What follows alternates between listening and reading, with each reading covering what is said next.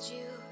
And it's been a few months since I tried to. Maybe I'm scared I'll say the wrong thing. My apartment's been shaking from the weight of a heart that's breaking. Pretend I don't care, but it's killing me. I'd be happy for you if you say you're happier with someone else. I'll be honest with you, just the thought of it hurts like hell. Oh, this time you've been thinking I moved on, but you should know I waited for you. Even if I tried, I could never let you go. You should know I waited. I'm always waiting for you.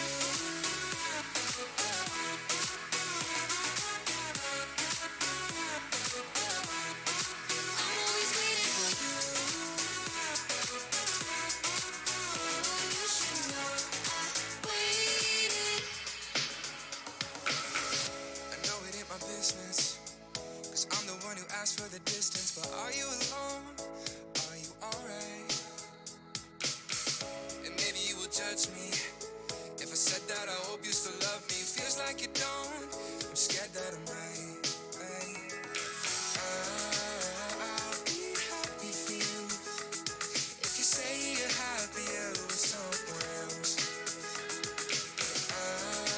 I'll be honest with you, just the thought of it hurts like hell.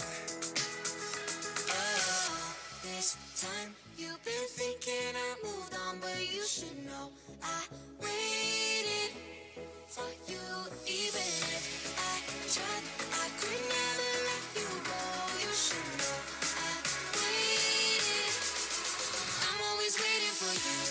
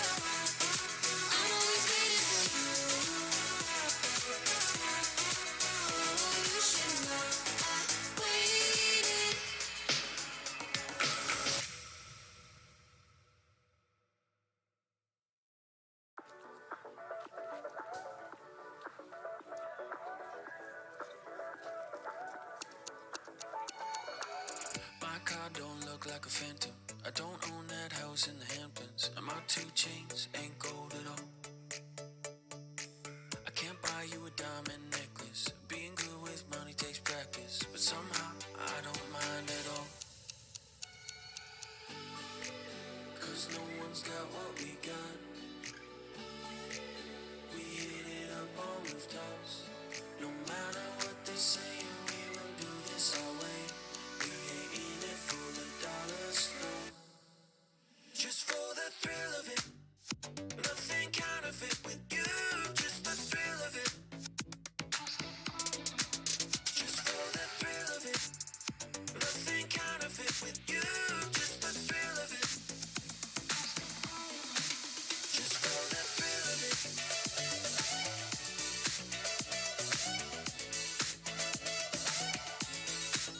Just for the thrill of it.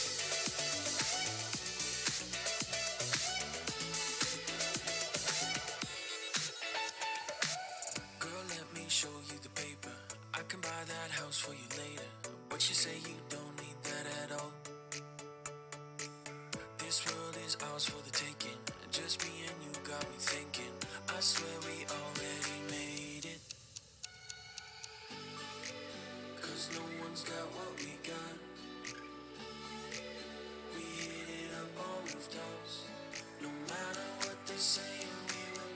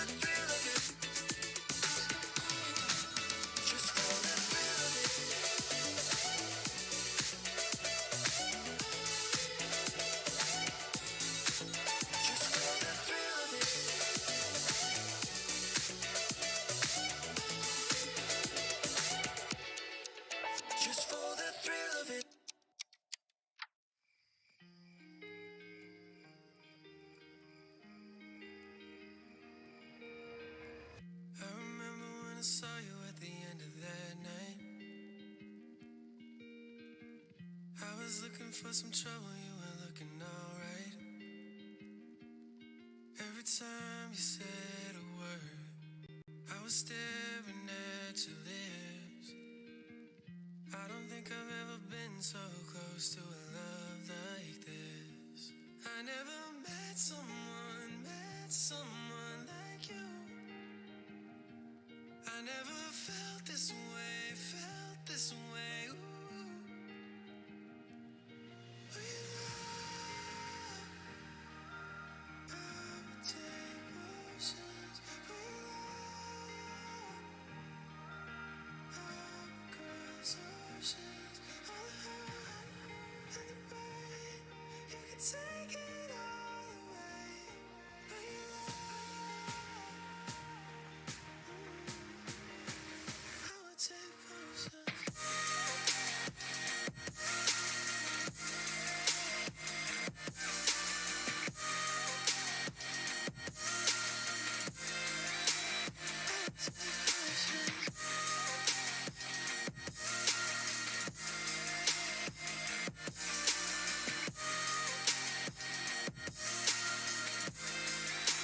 I would take potions.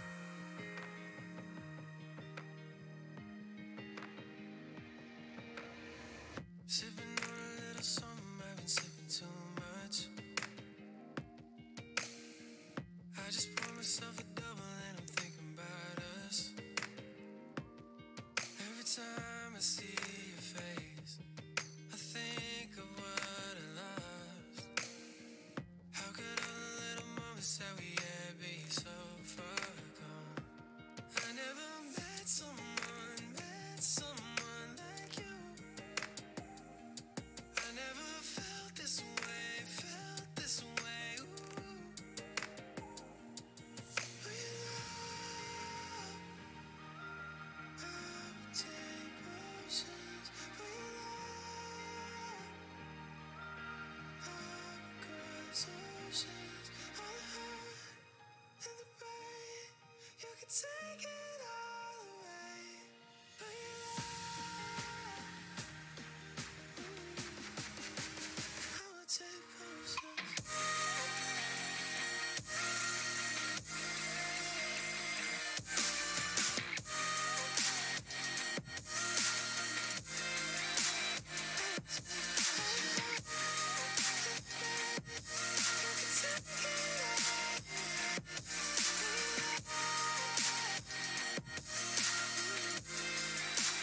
I would take potions.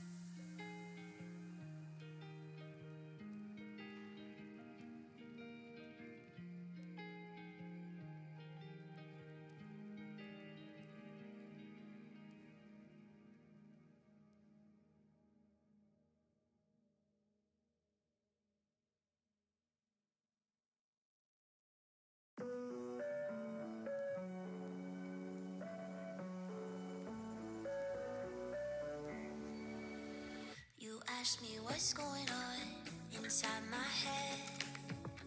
I say nothing at all, I just need some rest. Cause conversations never help, so I'll keep them to myself. Cause what's going on is better left unsaid. Cause my heart hurts, you know I didn't mean to. But a broken heart is so contagious. And my mind can't keep dragging yours so deep into every fracture between us. You should run for cover, but you never leave my side. Always there to comfort, and it tears you up inside.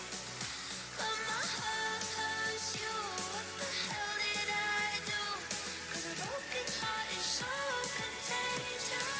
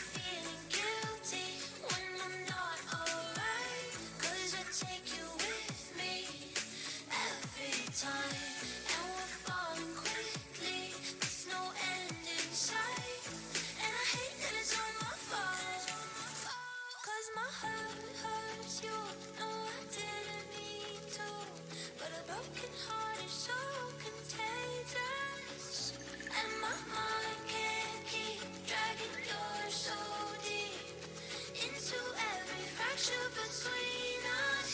You should run for cover, but you never leave my side. Always there to comfort, and it tears you up inside. But my heart hurts you. What the hell did I do? 'Cause a broken heart is so contagious.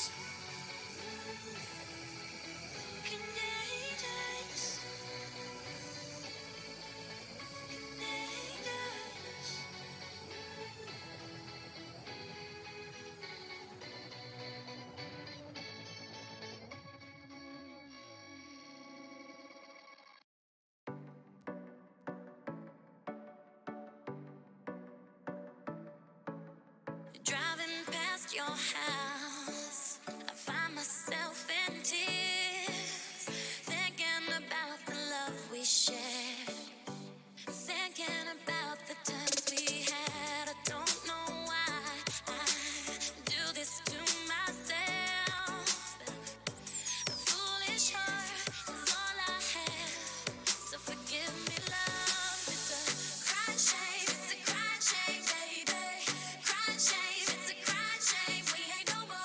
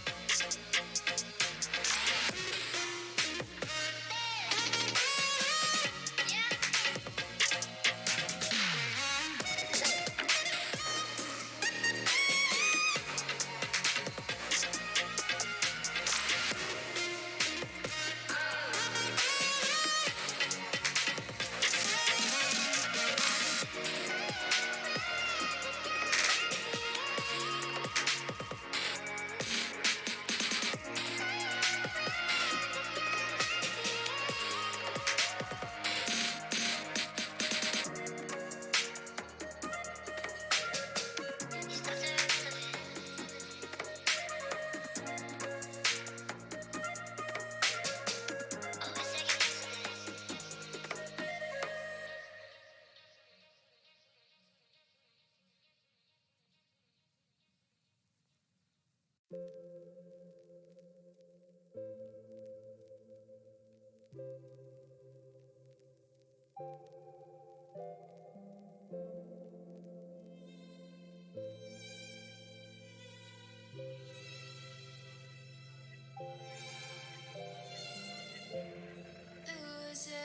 track under the water, searching for something that I've been missing.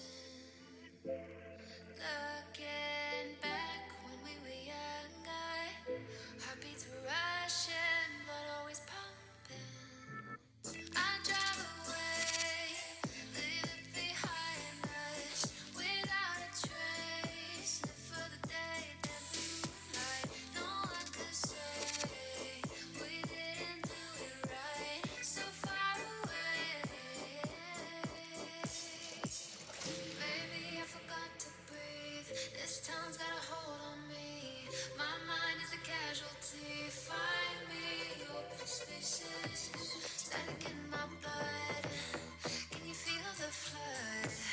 Yeah, I've seen enough. Find me open spaces. Open spaces. Find me open spaces. Open spaces. Find me open spaces.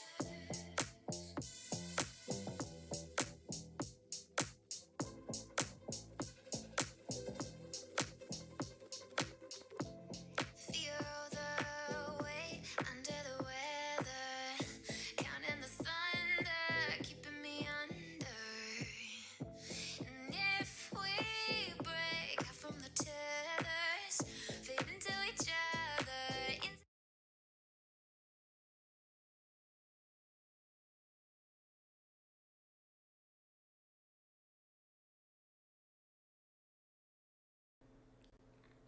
Check. All right. Check. We're check, live. check. Hello, We're everybody. live. Welcome to the live stream of the Podcast Discovery Show and the other Discovery Show. I'm glad to be here, if anybody wanted to know. Sorry, I'm tweeting everybody that we started an hour late. Thank you for everybody who's in watching the live stream. We definitely appreciate it. We got 3 viewers. I think that's the Brands and Empires squad reporting in. I know Burns is in, Owner of Own is in, it looks like. I think, let me see here, EK, one of our new guys, is in stream. And it's good to have you guys with us. Yeah, so we're going to start out with the other Discovery Show, where we talk about all of the other things that we've discovered throughout the week. Pretty interesting stuff. I think we have some pretty cool stuff to talk about this week. I don't know what Colonel Blood is, but we're going to learn. Don't spoiler. Okay, spoiler, sorry. Yikes. Okay. You want to lead us in? Yep. Oh, no, we need 10 seconds. Is this? Yep, yeah, we do need 10 seconds. I need to hit play on this, or record. I'm going to hit record on this. What do you do, like a clap or a snap to let people know that it's syncing? No?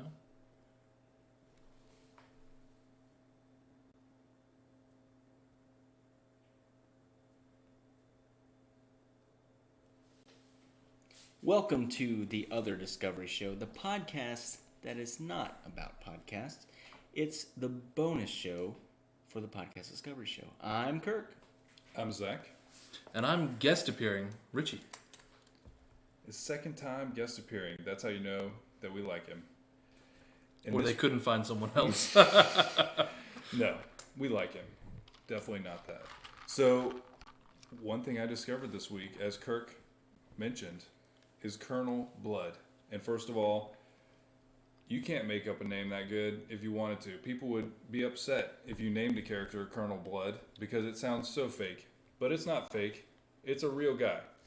And his full name is Colonel Thomas Blood. He was born in 1618. Something's not right. Okay, so now, Check.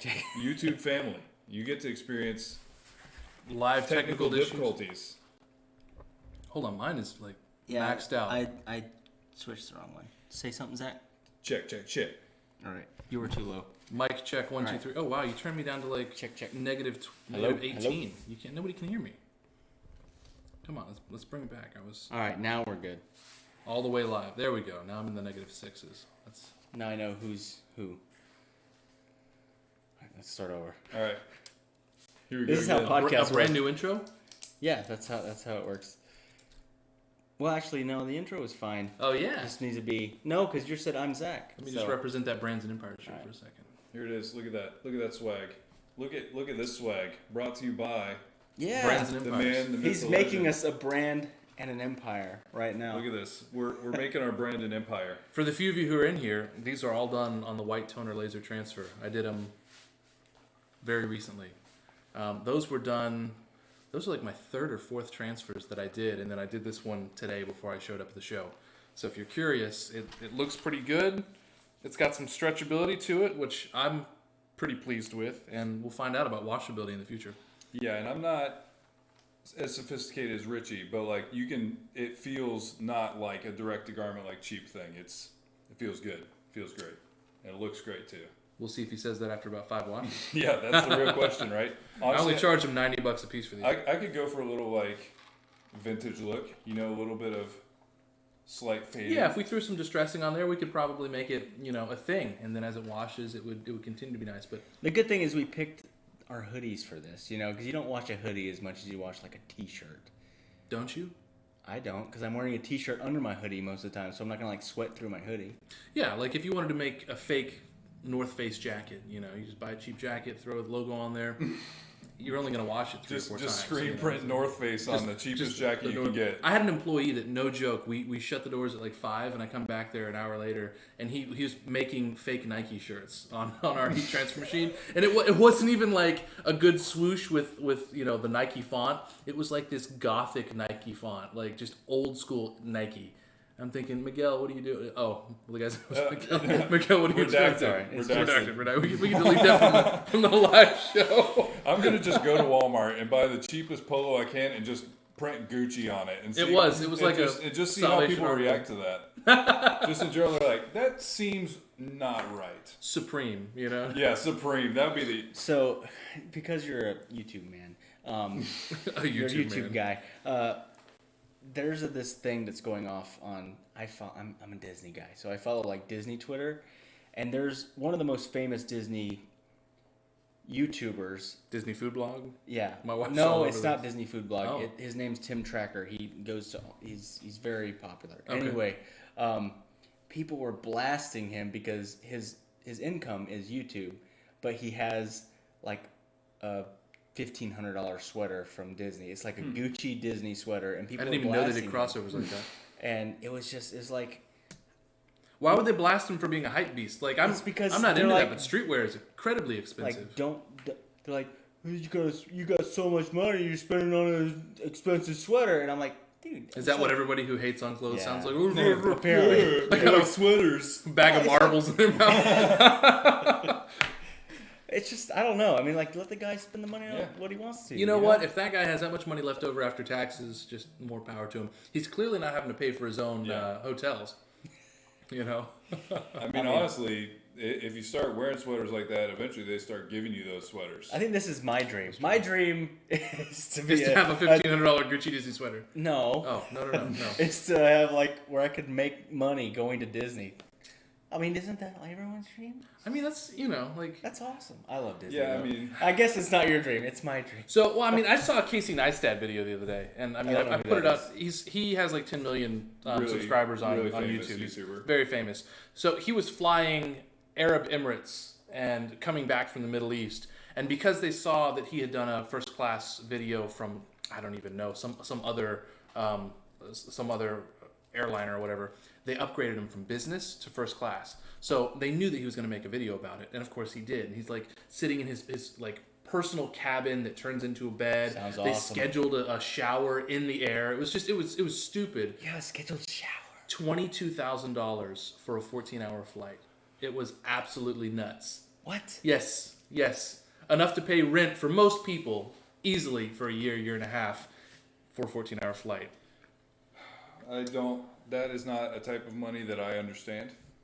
It's in a whole new level. Like most Yeah. people you can't wrap your mind around that. Or a $75,000 night hotel. I'm thinking like that's that's a home. That's a rental property, for most people. Yeah. It blows my mind. But, hey, if you can become a YouTuber and have opportunities like that just thrown at you. I mean, can't knock the hustle, right? It won't happen in the shirt niche. There's only about 5,000 people in it. Yeah, I feel like that's a low percentage of anybody is going to hit that level. I would say so. What can you do? Well, YouTube people, that's an exclusive for you because we have not recorded anything. So thanks for watching. Yeah. Russell said he's been to the UAE. That's interesting. I don't know. I wouldn't take my family to the Middle East. Like, there's no way I would risk any of that backlash. UAE's a little different. It's very westernized, right? Yeah, well, to some extent, but it's very like luxury. Yeah. But yeah, that's awesome. Sounds like it would be an amazing trip. Okay. Right, so we actually sound good now. We did a sound check before, and I'm the one that messed everything up. So Nobody's paying attention. Kirk was blame just me. Yeah, he was just twisting. He was just twisting knobs. That's why I have the headset on. Because with the podcast, we got to focus on audio because that's all you get. So we got to make sure it's good. I got to make sure I keep an eye on the chat too. All of us do. Yeah, no, that's why Make I sure like it being up there. Share the love with you guys. Dope. I cannot see that because my eyes are bad. So you guys will have to keep up with it for me. Okay. I don't have my contacts in, but All right, so let's get this going. All right, let's go. Let's see. 8 minutes? 8 minutes of Garbage. No, I'm just kidding. wow, Garbage. wow. Terrible.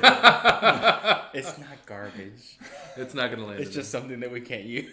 It's just something we have to throw away. Okay, all right. Exactly. Welcome to the Other Discovery Show, the podcast that is not about podcasts. It's about everything else that we discovered this week.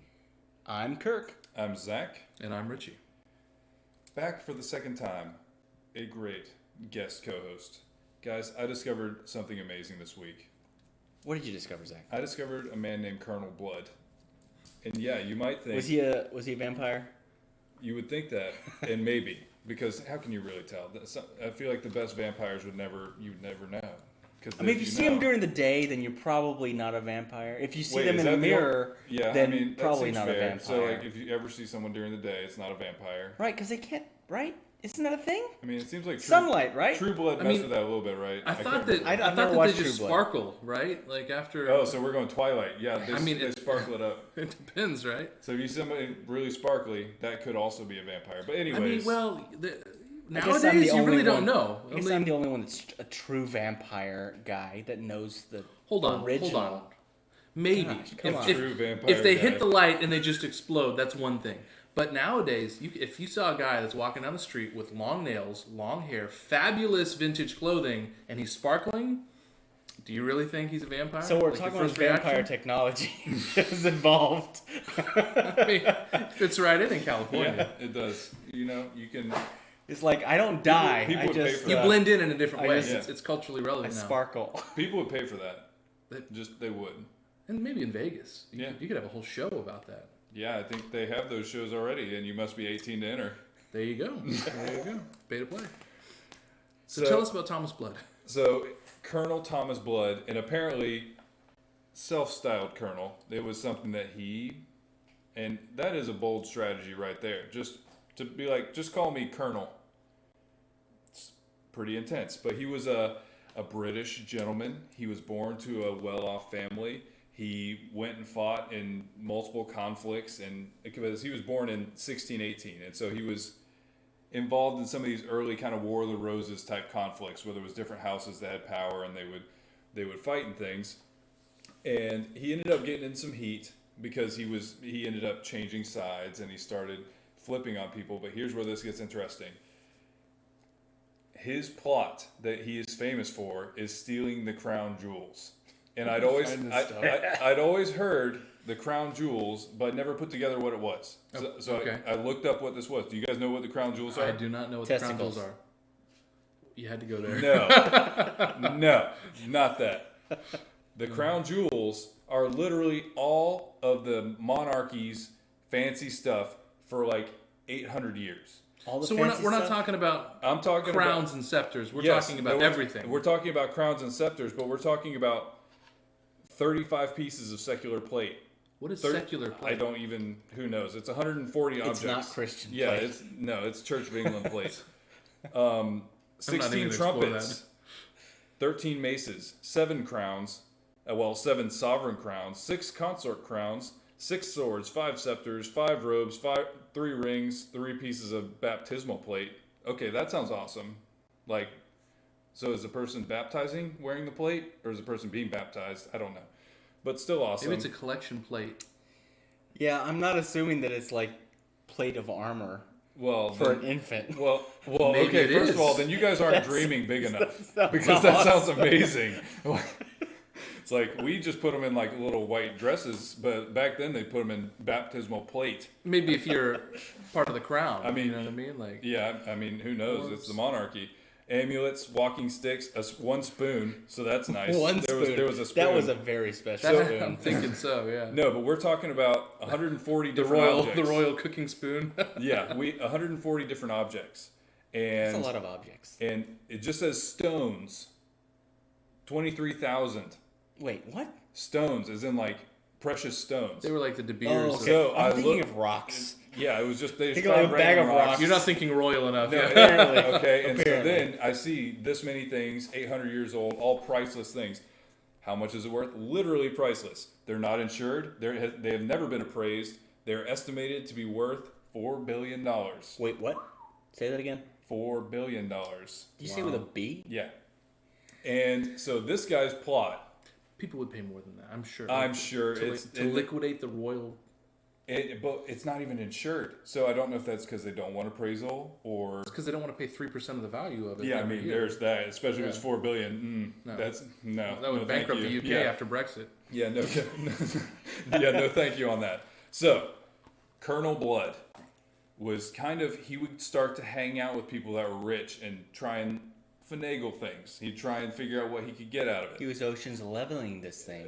A leveling. Yeah, Yeah. definitely that. Yep, that's what I said. So I after didn't mean to highlight that. I Yeah. apologize. he was in some heat before, he ran away and he hid with his countrymen in the woods, and that was able to save him for a while. Because I mean, this is 1600s. The option is, where is he? Did you see him go anywhere? And then no. Okay, it's like, all right, he I escaped. mean, it was the 1600s. You know, they would have tested for DNA, swabbed for fingerprints. Find my Somebody phone. got yeah. Check the surveillance drones, all Easily, of everything they could have done. Right. The NSA had footage of it. So after this, he's like, you know what? We need to go bigger. We need to go home. And so Colonel Blood decides to steal the crown jewels. And at the time, how you could visit the crown jewels, because it's always kept in, I think it's called the Tower of London. And so you could go there, and he dressed up and he brought someone with him, and they were like a couple. They were being innocuous and everything, like, we want to see it. You would apparently just pay somebody and they'd let you see the crown jewels. And he did that, and then his fake wife acted like she was sick. And so she went and stayed there was like a guest quarters there. And so she faked They just sick. let her stay in guest Well, quarters? they were like, here, you're sick. And so they like took her in, they like took care of her, and then they went home. You know, they both just left. This was a long con. So he did that. They left. And then he came back and he just brought the wife who helped take care of his fake wife some gloves. Is like, oh, thank you. Here's some white gloves. I mean, it really dates the story because like, oh, thank you for your help. Here's some white gloves. I hope you enjoy that. But he brought her some white gloves and he started to befriend these people. And then he was able to convince them to let him, his fake wife, and his fake nephew go see the crown jewels. Again. Yes. Well, not like, I think like more like I want to become a pass holder, please. Yeah, it's- of the crown jewels. We've already seen Shakespeare 4 times this year. I'm so bored. And so basically he gets them to show it to him. Uh-huh. And he goes in there and then they make their move. Apparently he took a mallet and like mashed a crown down into flat. And they were all just sticking crown jewels in their clothes. Like he's just like... I feel like that would hurt the resale value. Right. Like if it was on the Antiques Roadshow, Yeah. had you not I don't smashed think this his- crown flat. Maybe his Well- point wasn't to resell it. It was just like, I got it all. I'm not I got I'm done not all of it. convinced. I'm I not done convinced. got all of it. Well, I'm not convinced you're right, because does that make it part of the story? If you have a flat crown jewels 400 crown, years later, yes, Yeah. it's great provenance. But at the time, you'd be like, this used to be the crown. and you mashed it into a Right. jeweled pancake. It doesn't hold water. It doesn't sit on Yeah. your head right. So, okay, he did that. The other people are like, they described it as like just sticking scepters down their pants and like sticking the crown in their robes. And they're all just grabbing stuff and just sticking it in their clothes. because it's him, his fake wife, and his fake nephew. It sounded legit until they were just like shoving stuff in their like Basically- cargo shorts. Basically, yeah, they were all wearing cargo shorts. I mean, this is all hearsay. So, I mean, we don't know. Well, I mean, they were caught. So they get. Is it because they were jingling or because they had 500 pounds of because they gold? dropped Jangle, stuff. jangle, jangle. It's because so they Jangle, run, jangle, they run away and they get outside and like I just And a imagine, flat crown just I imagine falls out of this this is dude's like knickers. plump and he just like looks down like, and the guards are like, and Cheerio. I think they shot him. I think They didn't shoot him. no they attacked him. It's the 1600s. They didn't They have guns. They pulled out their M4s No, they shot him with a bow and arrow. with a bow and arrow. Slingshot. I don't know. They got him. They threw a rock at And so apparently they're Is not. this a Wikipedia article? Yeah, it is. It is. And so, Somebody's been editing without Here's the thing. enough sources. Wikipedia is great, but it's really hard to get good discoveries out of it because it's like it's not a very good, well-written story. You just have all these random facts. Yeah, I had to just read it, and I'm comprising the story, and it's slightly modified because there's drones and cargo shorts and guns, but like, That was all true, though. yeah. But that's not the part I'm making up. No, but he got caught, Mm-hmm. and that is a serious crime to try and steal that. Even right now, and I'm sure it's much more well protected. I feel like now. you're kind of Nah. downplaying the importance of it. Was kind of a serious crime, you know? No, they Okay, they first hung of him. all- They draw and quartered him. They tried to shoot him with a musket. Oh. Like he was shot. Oh, they did have. Yeah, they had guns. You liars. He had a gang. We Yeah. skipped over the entire part They where he had missed gang once, members. and they took 3 minutes refilling. No, his Hold still. yeah, no. I mean, they had one shot, one opportunity. Eminem was there. Yeah, and then they caught him. So they grabbed him, and they basically took him to jail. And he would refuse to testify or like to talk to anybody unless it was the king. That I mean, once again, bold strategy. This guy's a crazy guy, and he's like, I will not answer to anybody I've seen except this. for the king. I've seen this on movies. And so he goes to the king, and the king actually pardons him because He was a self-proclaimed colonel, after all. Yes, he was. Like there was something to it. My name's Colonel Sanders. I Okay, was going to so- reference that. So King Charles asked him, "What if I should give you your life?" And here's what Colonel Blood said: "I would endeavor to deserve it, sire." You know, he's like, "I'm gonna be better," and he was apparently constantly talking trash and stuff too. So there was some element of they think that this king particularly just liked him. Like he thought he was like, "Oh, this rascal trying to steal the crown jewels." Oh, you slap on the wrist, yeah. And so I don't know. He just liked it, and this king just liked him being ridiculous. And so they not only pardoned him, but they, I believe, gave him land. They're like, you're Hold on. I need to see this in the Wikipedia okay. sources. Hold on 1 second. Source 72A. This is gonna get cut from the podcast, but everybody can watch me read.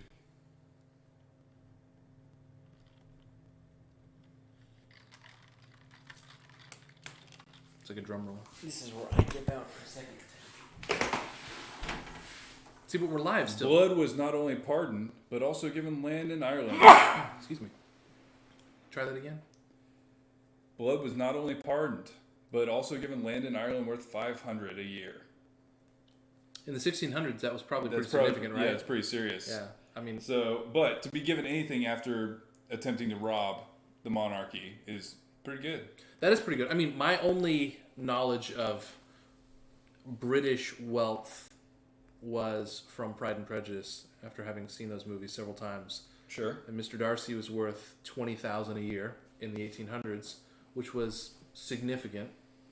So $500 a year in the 1600s, that had to be like a living wage. Yeah, it's probably pretty good. Probably enough to buy like part of a crown.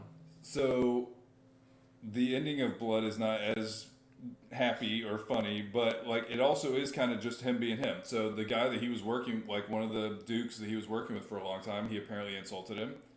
The duke did not enjoy that and sued him, and he was convicted and thrown in jail.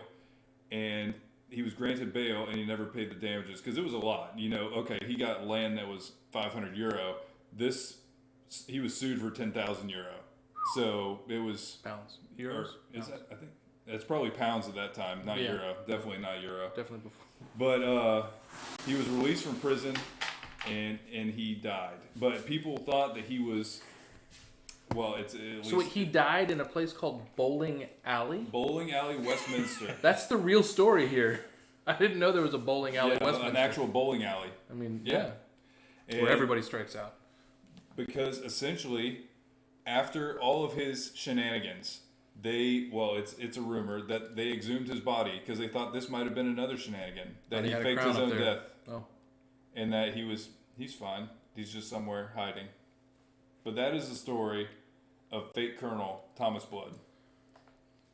Wow. That's nuts. That's hard to top. So, I have a question. Have you guys watched, well, I know Zach has. Have you guys watched the movie Parasite? Or have you even heard of it? No and no. I have. So, Zach, why don't you help me explain to Richie what the movie is? Because it's kind of hard to even explain what it is. It's a Korean movie. A Korean movie? Is Yeah. it like a scary movie?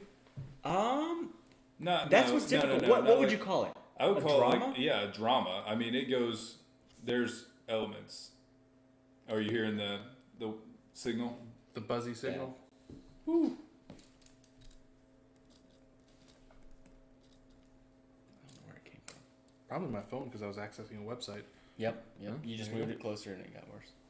Is it bad now? Right this second? Mm-mm. Gone? Disappeared? That is weird. Is it there again? No. No? Okay. More Nope. technical Yeah, difficulties. It is. We're just living our best life here. Yeah. Take it down. That bad, really? Yeah. Okay, I'll just put it over here. Your phone is so strong. So strong of a phone. Strongest phone. Signal level over 9,000. You want to look at the chat real quick and we'll cut that out? Yeah, and sure. We'll get back Yeah. on track. What we got? All right, so looking at the chat here, Douglas Lewitt. Let's scroll back up. Like, Yes. So we were looking at the. Yeah, I was reading Wikipedia. so yeah, while we were alt tabbed, we couldn't see any of this, but we're gonna go back in the chat Right, here. here's This will the- not end up in the final podcast that goes live, but I just wanted to represent and bring love to the guys that are out there. Douglas Lewitt. I like the podcast shirts though; they look good. Yes, they do. Yes, they I do. really do. I really do like the podcast. Thanks to the neighborhood print shop. And Brands and Empires. Both. That's my public name, but yes, right there. Right there. All right, Zach, Yeah, you and wanna lead they're us going in? to be available. Twilight Vamp? Yeah, he's a Twilight Vamp. Yeah, Richie was on that for sure. Colonel Blood.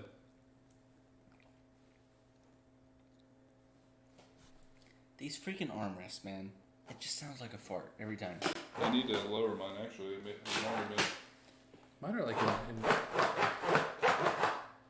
Douglas Lewitt, 20-year retired Army combat vet. Thank you for your service, Yeah, sir. it's awesome. For real.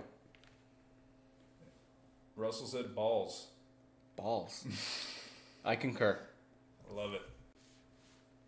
Owner of Own loved your Brexit joke. I appreciate that. What does he say though? They'll start over in another 8 minutes. Ouch. Dang. Yeah, it's fair. Thank you, Owner of Own. It's fair though. That there is Stockholm Syndrome on steroids. He's not wrong. Gotta make it tinkle. Are you talking about Kirk or you? Probably because he ran out. Yeah, I Either did. way. I did run out. All right, let's see. I see what you did there. Yep, up, popping, left. I don't know what happened in the last 20 messages, guys. It's kind of gone downhill. Dang it. I'm never going to the bathroom again. Richie is dyslexic. Yep, you caught me. Yeah, I totally am. I get letters out of place all the time. Luckily, when I'm controlling the edit and it's not live, I can get away with it, no problem, because I script it. And I mean, the podcast will sound great. Don't even worry about it. all right. This Y'all video, That's the will edit beauty me of- right that's the out of it. beauty Be of like, and our podcasts. guest star. The beauty of podcasts is you just take whatever you don't want out. Yeah, and since it's Well, I not guess like YouTube as well, but it's a little bit even easier on podcasts. absolutely, You can because make with YouTube there's jump cuts, so they- you're like all over the map. It's funny because when we listen to podcasts now, having edited for a long time, many hours, we realize where the cuts are. But as novice listeners, you don't even hear it. You really don't. No. And like that's your goal when you're editing is like, I want this to sound like there was not things said between Oh, yeah. here and here. Someone like, didn't go poop between here and here. Like you're cutting out like a breath and like mouth noises and Yeah, stuff.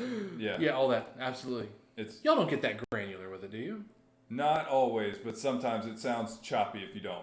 Well, no, I mean- early on, you kind of have to get fairly granular on like ums and likes, because I think naturally your brain wants to fill in the like I always called it your brain buffering. the And when that's empty happening, you space. say, like, Oh, my What we bad. got going on? I can't see. Douglas, leave it.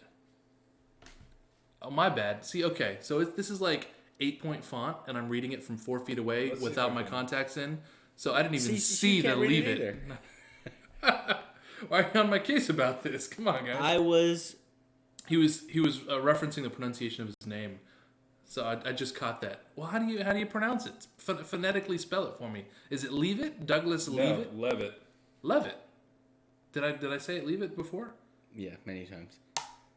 Right now, but when I was first Oh, reading I it, don't know. I felt like I said Douglas Levitt. What did he say? My gym teacher had the same last name without the A. Yeah, I mean, well, I don't know. I'm out of my element here. He's just letting you know. Now we know. Well, now we Douglas know. Levitt. We know this now. He told us in chat. So, wait, is it? Tell us about the parasite and the Okay, so we're gonna start that one over because I don't know. subtitles. So have you guys heard of the movie Parasite? No. What about you, Zach? Yes, I've seen Parasite. I knew you have, because the only reason I knew about it was because of our Slack. I saw you and your brothers, all movie gurus, talking about, oh yeah, Parasite was so amazing and stuff. So That sounds like a movie guru thing to say right Yeah. there. Oh, yeah. I like how I get the pretentious voice because I said a movie was good. You've probably never heard of it. Oh, it's a good movie, so you don't know anything about it. So I went and I found a way to watch it, and immediately I'm like, oh, of course, it's got subtitles. Of course, these pretentious guys picked Michael the Bay doesn't subtitled put movie. subtitles in. But the movie was amazing. It was I don't even know where to classify it. It's like a mix between a drama and a horror and a like suspense. Yeah, A I would definitely suspense say thriller. like family drama suspense was probably how I'd group that. But it was so good. But more than anything, I think that I realized that because of my low attention span and always having to do other things while watching movies or TV nowadays, that if I find a movie that I have to read the subtitles, I pay so much more attention to it. I can appreciate it so much more. I just like how you're acting like this is an option. It's in Korean. No, I know. That's what I'm saying. It's a Korean movie, so I yeah. had to. Yeah, Unless you speak I guess Korean. I buried the lead. So it's a Korean movie, and so you have, if you want to watch it in English and you don't speak Korean, you have to watch it in subtitles. And so I hadn't watched a movie in subtitles in a very long time. There's a reason that I don't watch most anime, and it's because I'm usually playing video games at the same time. Like that, all that reading. I'm trying to watch a movie here. So here's the thing: I like anime, but I don't want to read. If I want to read, I want to read a book. With your ears. No, I read books with my eyes too. This is a. I'm not adding to this because I don't want to be mean. Like, you know what I mean? Like, we're not on that level as a guest star. You're good. It's This is an inside joke Yeah, we've because messed with them. I listen to a lot of audiobooks, Uh-huh. but I also read as well. I can read. It I takes a li- can read. He has to specify. I has reading level. Yeah. It takes a little longer, but My head hurts a little worse after. I don't. okay. So my issue is I read right before I go to sleep every night. So the problem is I read like 3 pages that I conk out. So if I try Sure. to read a book in the middle of the day, then I want to take a nap immediately. I've kind of Pavlovian taught myself to go to sleep after reading. That's a good system. But Richie, if you haven't watched this movie yet, you really should. It's intense. It's intense. Yeah. You just called it a drama, not a horror, not a suspense, a drama. But it's an intense drama. It's It is both. intense. That's the thing. Is It's there, like like- halfway through the movie, you're like, is this a horror movie? But it's not. But it yet it kind of is. It's very I'm more confused than I am scared. intriguing. Yeah, I think it almost says something for the movie that it's hard to exactly classify it. It's got a lot of elements of a lot of things. Yeah, because I watched it in 2 settings, and it was funny because Zach had seen the whole thing, and I'm like, I'm at this point, and he's like, oh.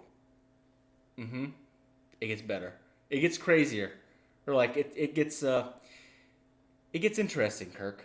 And so I watched the rest, I'm like, the next day I came to work, I'm like, yeah, I know what you mean. I feel like 'Cause you it have to took a watch this turn. movie to understand what's what's going on He's here. avoiding the spoilers here because I don't want to spoil it. It is a really good I appreciate movie. that. I appreciate everybody that. should watch the movie. It won. I think it won Palme d'Or at Cannes. So like the main award at Cannes, I think Parasite won. I didn't know what Cannes was or what Palme d'Or was. Cannes is a film festival. Okay. And it's one of the Is it largest spelled ones. Cannes? Yeah. Okay, all right. I know what it is. I just thought it was Canis. Yeah, I believe it's I've never- Cannes. We'll because find I've never out. seen it. We'll find out. You're probably I'll correct. get yelled at if not. Oh, But yeah. no, they're also nominated for Academy Awards and everything like that. They're Okay, it's a very well crafted movie as well, and the script is It's so wild. good. Acting's It's great. interesting. It's It's a really really great movie. I saw The Grudge once. How was it? It was Was there It subtitles? was- moderately scary. It was a movie. It was a movie, yeah.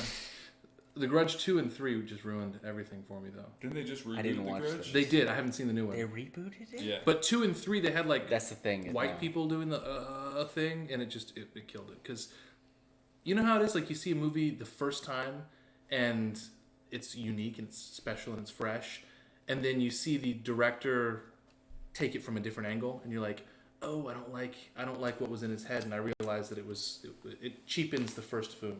You know what I mean? Yeah, I get that. Yeah, you can cut this out too. I saw you write that down. Yeah, no. I didn't, but now I will. Oh yeah. As soon as you say, "Let's cut it," you gotta cut it. All right, so hold on. Lewitt, Levitt. Dang Okay. it. Are we gonna do this? Is this happening right now? No, you said Lewitt. I said Levitt. No, I said Lewitt. I don't know why. Whatever. Douglas is in the house. We're gonna leave it at that. We got 4 of y'all in here hanging out with us. That is Captain D fantastic. is in the house. I don't know if he was a captain, and if he wasn't, would he He's a take captain offense to now. that? And Captain D, isn't that like a seafood place? Captain D's, yeah. And Captain Mike's? No. It's What was Captain okay? It was Oh, Long John Silver's. yeah, but I don't think that's a Long rank. John D. Long John. All right. No, What was- you can't what was say next? that. What was you can't next? say that. I think it's you. It's you, Richie. All right. I was going to tell y'all about Einstein, but I'm going to go past the Einstein one because I thought He's pulling an audible. decimation is a more interesting one to talk about. So this week, if we're talking about things I learned this week, I learned that decimation actually came from the Roman military practice of if there was deserters or cowardice or anything that would require discipline for one of their, I don't know, their military units, they would decimate that unit. So, like the word decimation? The word decimate quite literally means they would take one man out of every 10 and they would kill them. And decimate, the source of that is deci or tenth. And they took a tenth of the men and they would kill them as punishment for cowardice or retreating in battle or fleeing or whatever it is. And that's where that came from. And I guess that was considered proper punishment for whatever that was. And the other men who got to live then went on, I guess, bearing the burden of what they did. That is crazy. So it was random? It was random. Random selection of 1 out of every 10. Can you imagine?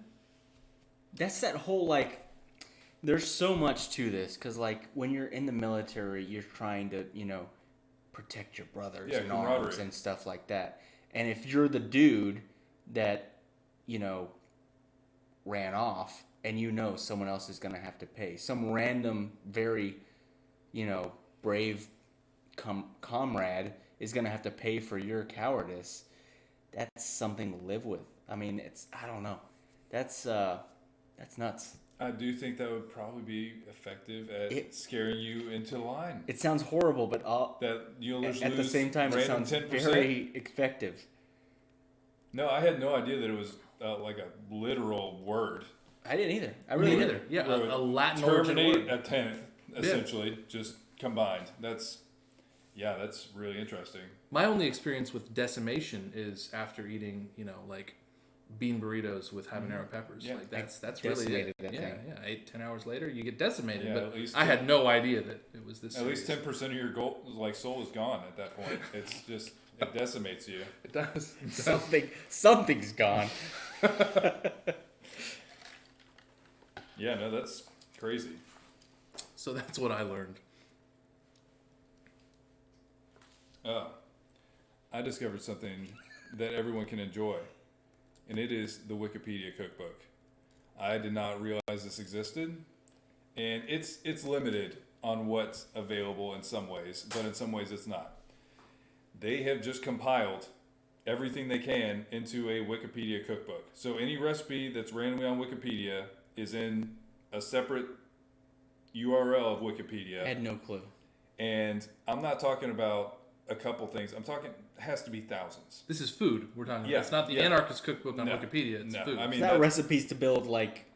Pipe bombs usually. I mean, I'm assuming Anarchist Cookbook is probably, no, they might not actually have any text from it on there. I think that book is one of the, like, we don't really want that around. I mean, it's all books. over the pirate site. Yeah, it's all over the internet, but no, I don't think Wikipedia will have it, like, text-based. PDS is now flagged. Sorry, guys. We're cutting that. We don't like that. We don't like that book.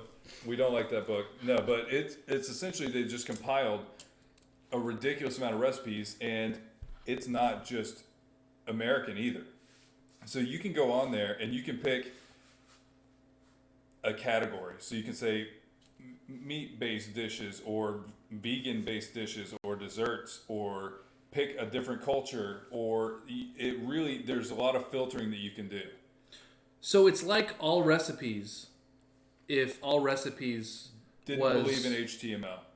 yeah, and if it was assembled by a bunch of scholars that Yeah. really don't know how to cook. Yeah, and I mean, it really varies on who is inputting the recipes, you know, because there's some people who probably do know how to cook and they have some kind of a culturally significant family recipe that would be awesome to find. But I will link this all in the show notes so people can check it out, because you can just go on a journey in there. And This sounds interesting because in my brain, any like very or somewhat famous dish is probably got a Wikipedia page about it. You know what I mean? Like a cultural significant dish or anything like that. I have Or to be something- super honest with you. It never even occurred to me in the slightest that there would be a Wikipedia page dedicated to every famous culturally relevant dish. I mean, if you were to search that named dish, I'm sure there'll be a Wikipedia. Yeah. I believe Wikipedia it now page that you for it. say it. Yeah, I but guarantee there's a it was page just on not Beanie Weenies. a neuron that ever fired. Search Beanie Weenies right now. No, I'm kidding. I wouldn't Don't. want that in my search history. I'm just saying. it's already in mine. I have it bookmarked. No, but like I'm showing the guys right now, and like you can see different. Number one, cooking Beanie techniques. Weenies. Yeah, Beanie Weenies is I'm the kidding, most it's prominent not. item on this page. But you can look up by cooking techniques. You can look up by basic food groups, by the equipment you have, by special diets, by What? different regions, or by different like categories of food, and also by expense. So you can look for cheap dishes. You can look for expensive dishes. If it doesn't use a half pound of truffles, I don't want to see Yeah, it. it's useless. I never eat anything without truffle on it. Not one bit, It's yeah. pointless. But yeah, it's just a really cool thing, and I'll link it so everybody can check it out. And actually, I'll throw this in the chat right now, Just Control C, Control V. because yeah. you guys are gonna get to check this out early. Because just go on a journey. That's what I did earlier, and I found something that was like some kind of crumbly cheesecake thing from Denver. I guess it's called like a Denver crumble. I don't know. We get to talk about cheesecake a little bit later on. Was that a thing? Yeah. All right, let's do a quick check through of the chat. I see that, I see that owner of Ona saying phone off the table. and Dan Strong dropped by, so that's kind of interesting. Good to see that Dan Strong stopped by.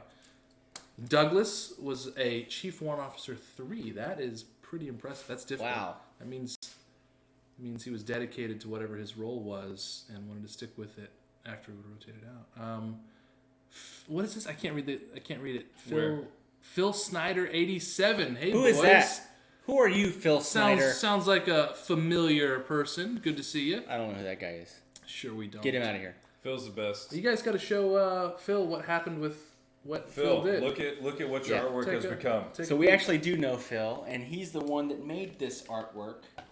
He is a tattoo artist in the Lakeland area, even though he's usually Tampa Phil. Oh, Phone's off the table. My Yeah, bad. he's talking about yours. Yeah, I wonder if it's popping, hissing, and buzzing. I don't know. Did you not hear it? Can you not hear it? They're hearing this. Oh, and you're I'm not hearing this. Oh, no, my bad. Oh, boy. It may not be that. It's all good. We're sorry. We're working on it. No, but thanks for everybody. Thanks for joining us. It's been fun. It's been great. All right, Back on track. we're back on track in some way, maybe. All right, so now it's I think that's kind of To the me, cool thing right? about live 'Cause you- streaming is we're interacting with the chat and we're hanging out with y'all, and then when Oh, it yeah, goes it to is a fun. live final cut, you just cut out entire swaths of this. Yeah. I mean, I write it all down. It makes it a little bit more difficult for me for editing, but we can write it all down. It's This easy. this looks like something off of Lost, 14, 22, 42, 17. Like, Yeah. If you don't do it, you have to listen to the whole thing, and it's a real pain. yeah. And what's funny is we edit backwards. So like you start with 40, go to 36. Because if you start at the beginning, then all of these numbers shift. Right. No, that totally. So it's that totally interesting. makes sense. So this week I discovered that. Okay, here's the headline to the article that I found. Chemical recycling method breaks down plastics into their original building blocks, potentially allowing them to be recycled repeatedly without losing quality. I totally saw that. You saw this as well? I did. So apparently, and I will admit, this is like a scholarly article, and so there's a bunch of research papers that go with it. So I'm actually kind of curious about the method that this is done in. But what it does essentially is it breaks down plastic to its molecular level. And then they can reuse the plastic to the same level that is before. Because the problem with current plastic recycling is that you end up with a lower quality plastic. So like you start with a water bottle and you end up with like, I don't know, a traffic cone or something silly, like something that's not even, it's almost not even plastic anymore. It's just like the byproduct of plastic. And so you're losing essentially efficacy as you go down of recycling. And there's actually people that are very environmentally sensitive that are like, recycling's almost a negative impact on the environment. I've heard people say that.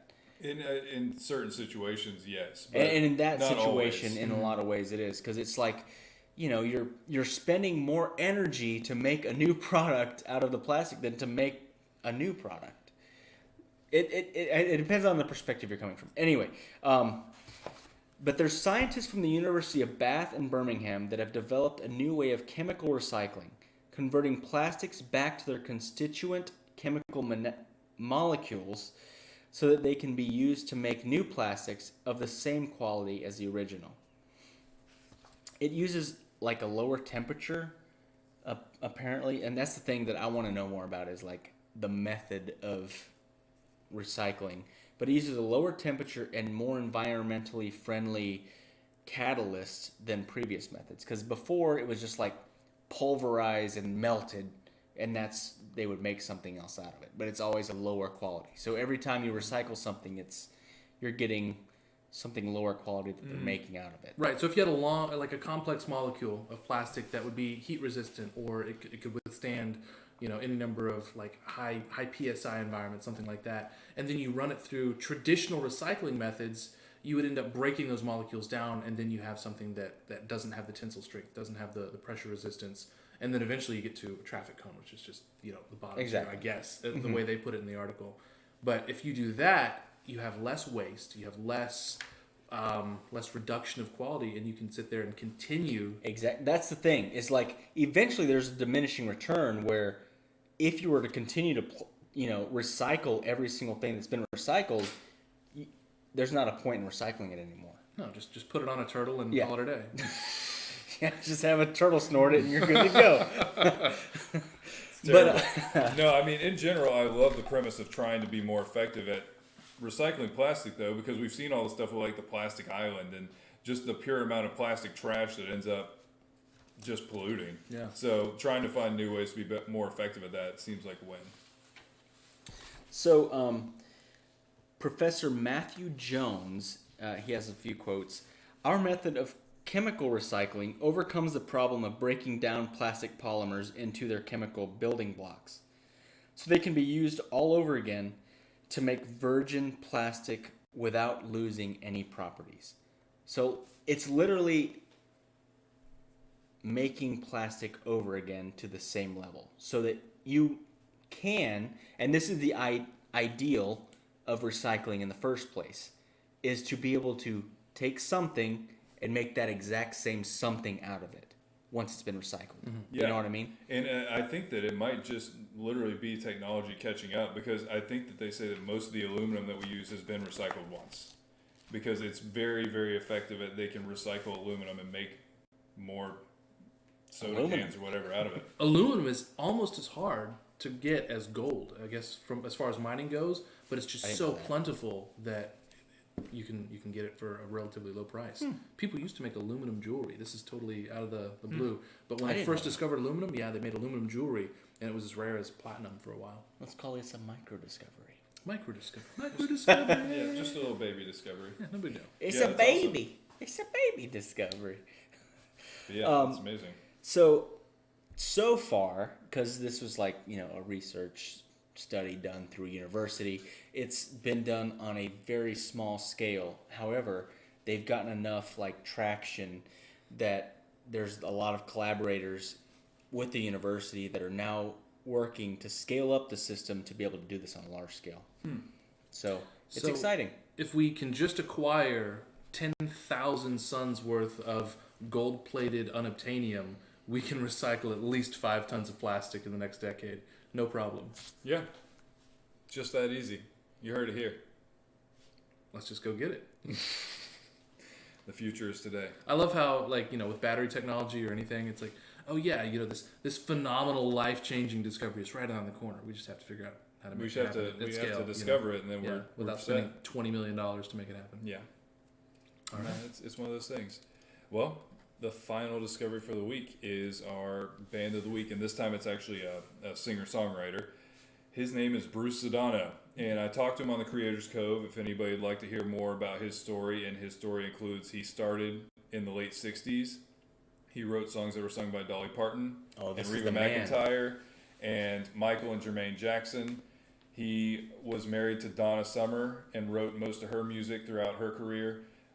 He is the father of Johnny Swim's lead singer, and You didn't tell me that part. yeah, his so him and Donna Summer's daughter is in Johnny Swim, and her husband, and he has. We talked a lot about watching music change and following your passion and songwriting and things like that. So if you want to check any of that out, there is a Creators Cove episode available for that, and the song is called "With Him." But before all that, thank you so much for listening.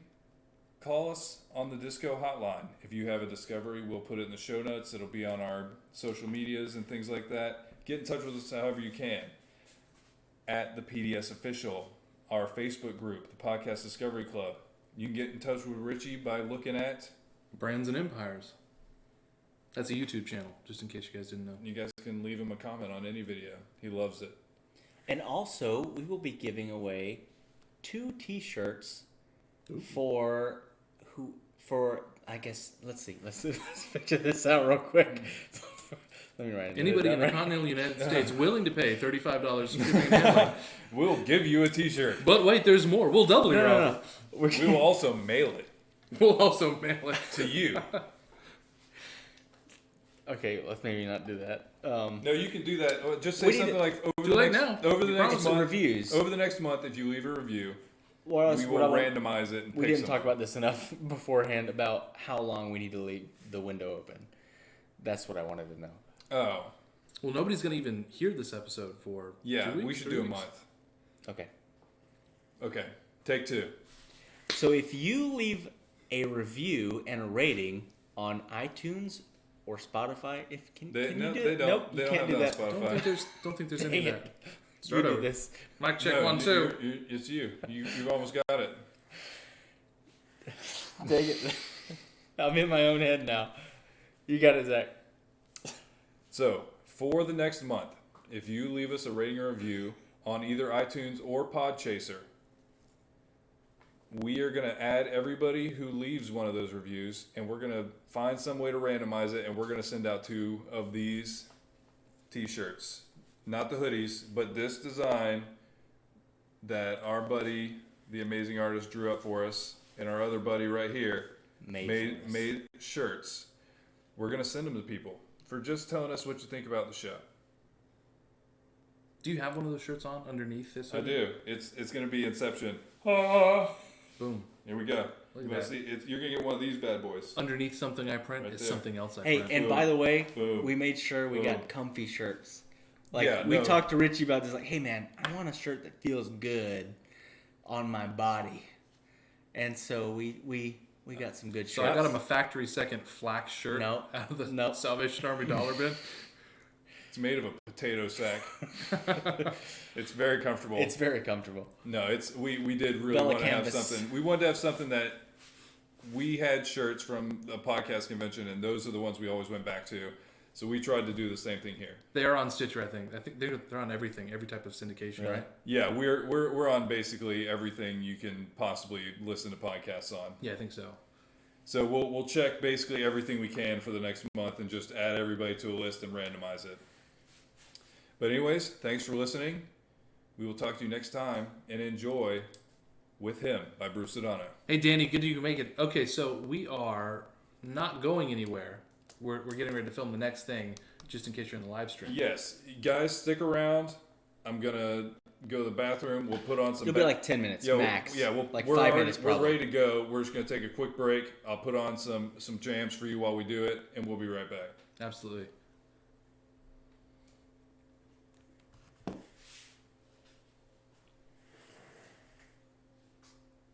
Okay, kill this.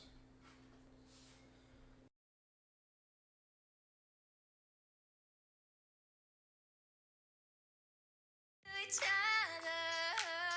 I drive away, leave it behind us without a trace. Live for the day, dance in the moonlight. No one could say we didn't do it right. So far away, baby, I forgot to breathe. This town's got a hold on me. My mind is a casualty. Find me open spaces, static in my blood. Can you feel the flood?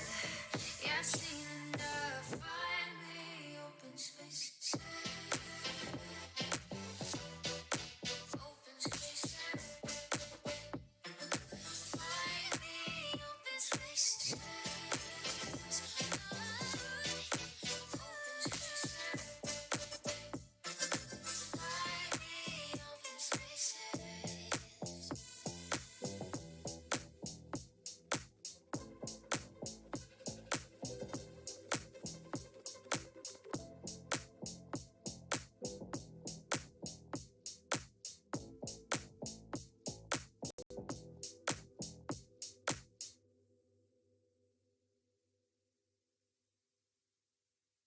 Well, I woke up on the lobby floor. Yeah, last night was some kind of war. I'm coming down like a waterfall. I check my phone, but you never call. Lost in the ceiling, caught up in the ceiling. I can't seem to let it go. Locked in this cage, I've been stuck here for days, and I can't seem to let you go. You pull me up and I put you down. You gave me love, then I stole your crown. You let me in, then I pushed you out. Come let me make up for all these pain. I've been a mess, tied by all these chains. Open my eyes, now I finally see. Shut the key, yeah. Can we be free? You pull me up, yeah. Can we be free? And I put you down. Well, I woke up and saw everything but you next to me. I know that I've been the enemy, but I've had my moment of gravity. Lost in the ceiling, caught up in the ceiling, I can't seem to let it go. Locked in this cage, I've been stuck here for days and I can't seem to let you go. You pull me up and I put you down. You gave me love, then I stole your crown. You let me in, then I pushed you out. Pushed you out, pushed you out. Come let me make up for all these pain. I've been a mess, tied by all these chains. Open my eyes, now I finally see. Shut the key, yeah. Can we be free? You pull me up, yeah. Can we be free? And I put you down. You pull me up and I put you down. You gave me love, then I stole your crown. You let me in, then I pushed you out. Pushed you out, pushed you out. Don't let me make up for all these pain. I've been a mess, tied by all these chains. Open my eyes, now I finally see. The dark key, yeah. You pull me up and I put you down. You gave me love, then I stole your crown. You let me in, then I pushed you out. Pushed you out, pushed you out. Don't let me make up for all these pain. I've been a mess, tied by all these chains. Open my eyes, now I finally see. Struck the key, yeah. Can we be free? You pull me up, yeah. Can we be free? And I put you down.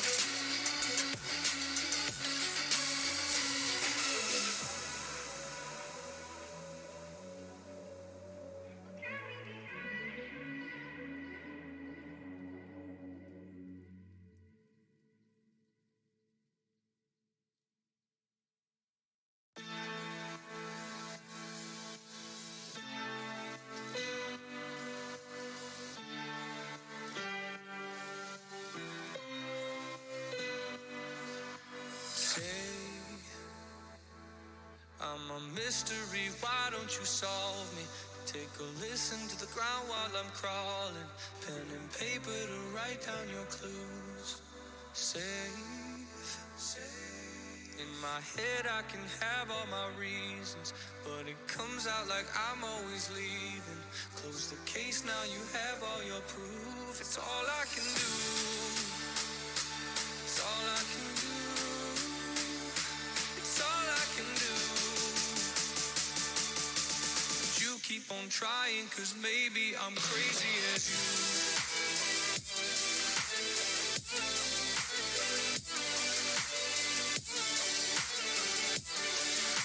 But you keep on trying, 'cause maybe I'm crazy as you.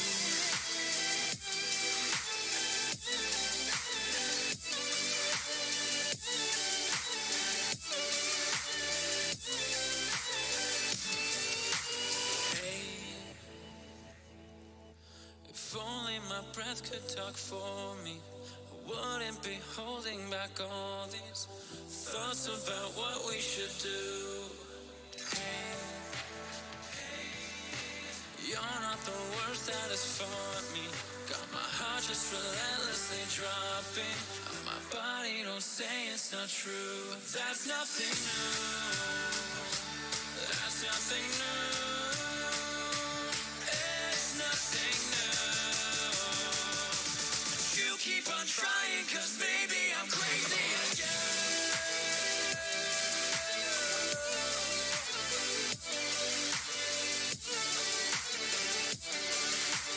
You keep on trying, 'cause maybe I'm crazy as you.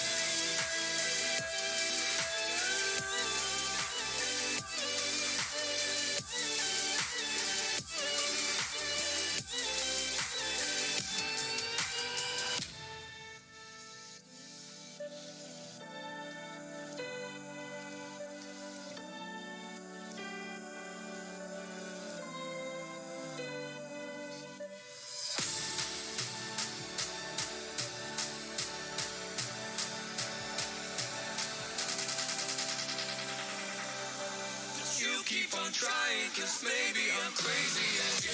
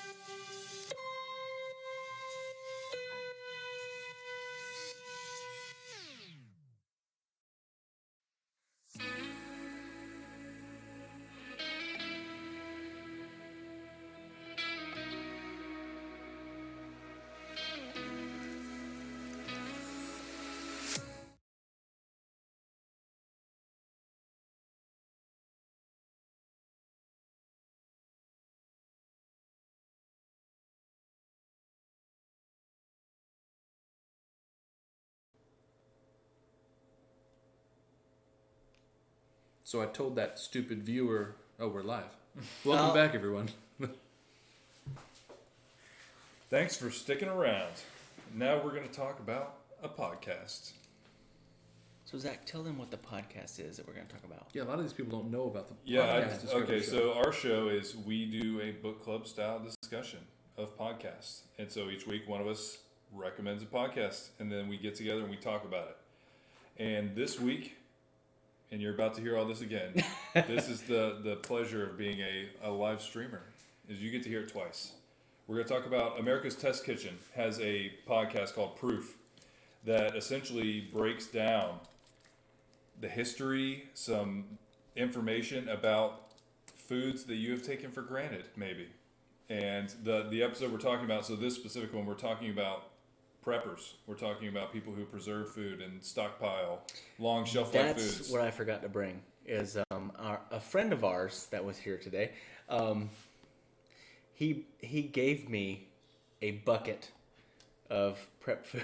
A bucket of prep food. Yeah, 80 meals in a 5-gallon bucket? Yeah, Yeah. exactly.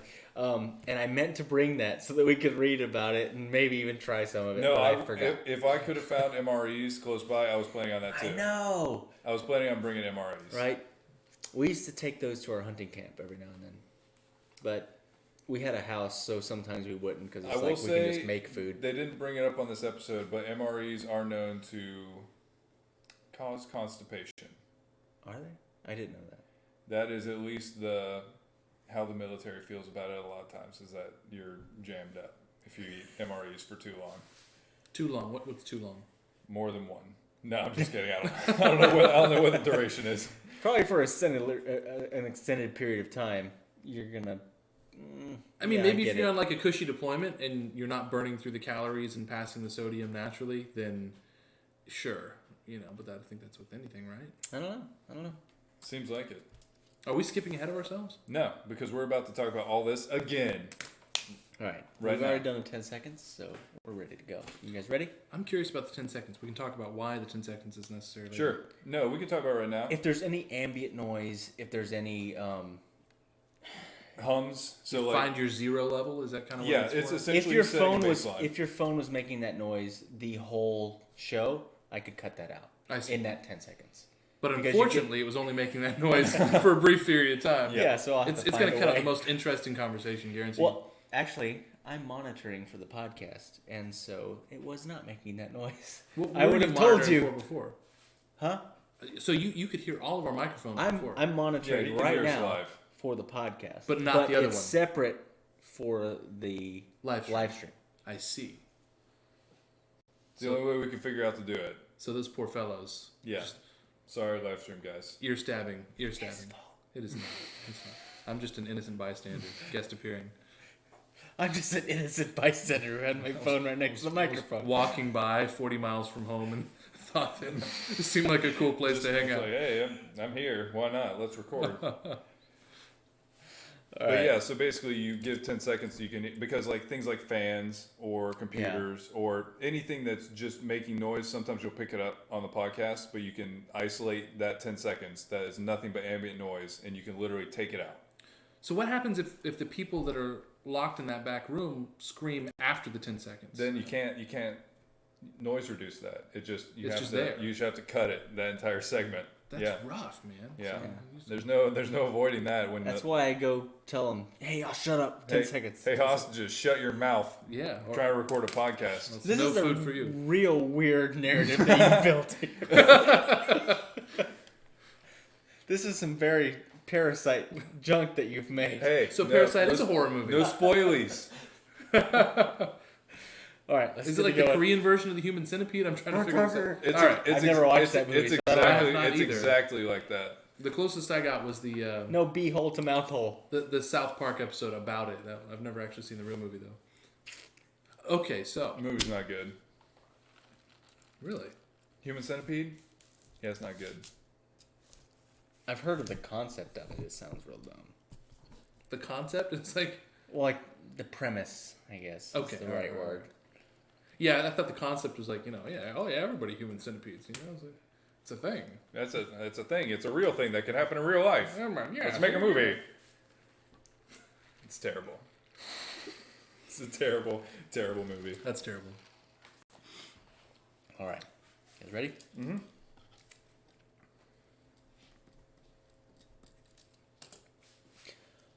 Welcome to the Podcast Discovery Show, the podcast that's about other podcasts. I'm Kirk, I'm Zach. and we have a special guest this week. Richie from Brands and Empires. Thank you for coming again, Richie. We appreciate you being a host on the show with us. Absolutely. I'm glad to be here, guys. This week, we are discussing the podcast called Proof that is done by America's Test Kitchen, and each week they break down some food-related topic, and you're about to learn things that you did not know, and you're about to see things in a different way from this point on. And the episode we're discussing is called Prepping for the Worst, and it's about food preppers and long shelf life food storage. But you also had a bonus discovery with them when that was what weird things did presidents eat? Sorry, it's hard for me to read. What weird things did presidents eat? Yeah, and that was a bonus episode even on their feed. Yeah, it was. So So it was a it's shorter kind of a little episode, short one. but then it kind of gives us like a full, almost hour of listening. Yeah. But I like both of them very much. Unfortunately, here we go again. It's one of those freaking shows that I'm going to have to put on my feed while I'm working out and while I'm working and while I'm driving, and I have to learn more about food. Yeah, 'Cause I really like learning about food anyway. So now I found the podcast that's going to happen. Yeah. Dang it. Yeah, no, it's pretty great. It sounds amazing. You know, it's very well produced. Yeah, it really is. But they dig into not just because when I first saw this podcast, I was like, okay, so what? They're gonna talk about here's the origin of the food, and they kind of do that, but they do it. It's almost like a history podcast sometimes, where you're getting that kind of knowledge that takes you on the path, so you see not just the like milestones and how this happened, but how they all fed into each other. Because they start with Y2K. They start with that being the foundation. And first of all, I don't know where you guys I want to were at know with this. what happened to you guys during Y2K. Exactly what they're talking about. We had cans of ham and like camping stoves and stuff in our garage. What about you, Richie? So my remember? dad had a Northgate 38640, and What is this? This is like a $3,000 computer that had the capabilities of a TI-83.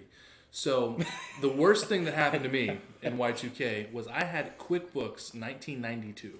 Uh-oh. And Ooh. all of my fake QuickBooks like documentation that I had set up over the course of 8 hours of fake graphing all of my income that I was planning out for the future was completely lost, and it was devastating. It was speculated income. So what I'm taking out of this it was is projected income. It was. You were- I was preparing for my future life as a successful entrepreneur Okay. using QuickBooks 1992 Sure. on this DOS 3.0 system. that's what I'm whatever it taking was. from this is that you were documenting your fake And income. we went from 99 to 00, and I was 100 years out of date, just like that. My life ended, Just like that. and then I went to 3rd grade. No, but my dad did do some prepping stuff. He did, and I didn't get it at the time.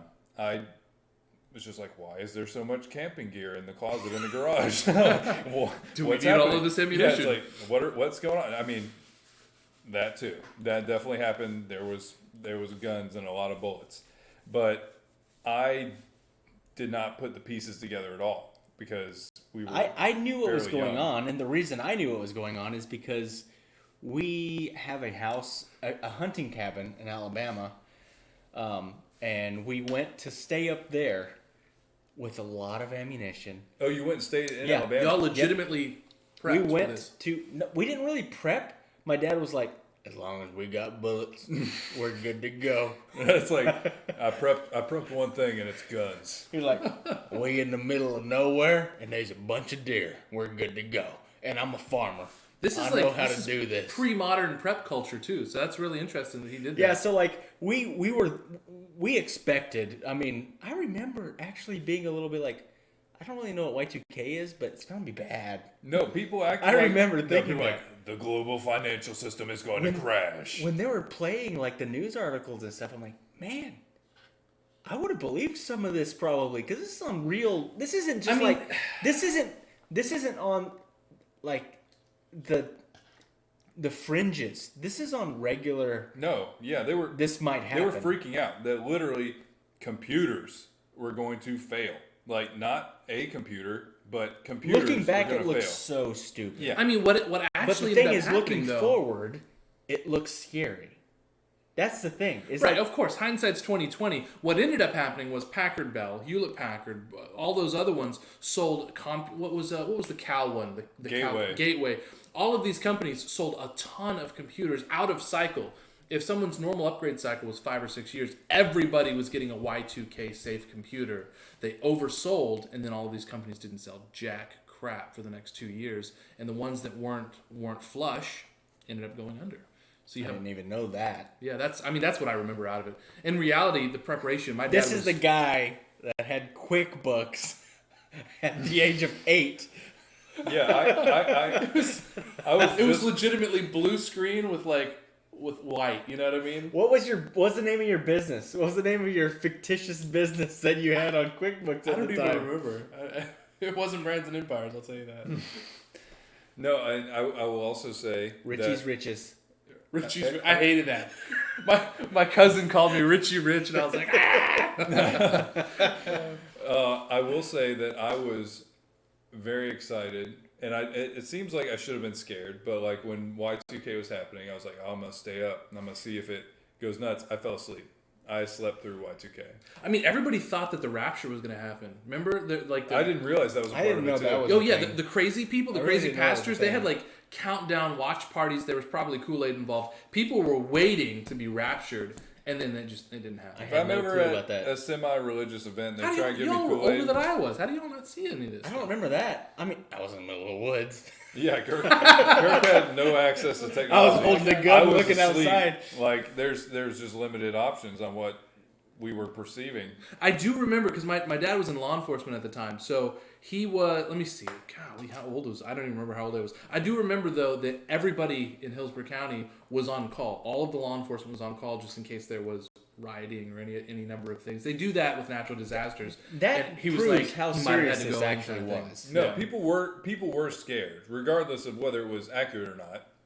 They were scared, and so I did have that same experience where I started seeing long shelf life foods appear in my house. I remember there was a can of ham that was like this big. I was like, "What is that? Like, where did you find a can of ham?" Sugarberry ham. I don't remember the brand name. I think it was Honey Magnum? Baked Ham, actually. No, Honey baked ham. It was. Honey baked It was, ham. it was the bougie canned ham. Know that outright. It was just honey baked ham and saws and tents, and that's all we had. We were going to survive the apocalypse. But it's interesting that was Not kind of 1 gram of fiber no. to be seen. So it's just everybody's going to have a bad time surviving in the apocalypse. You can eat some leaves outside or something, but that's it. It's just ham and leaves or grass. That's all you got.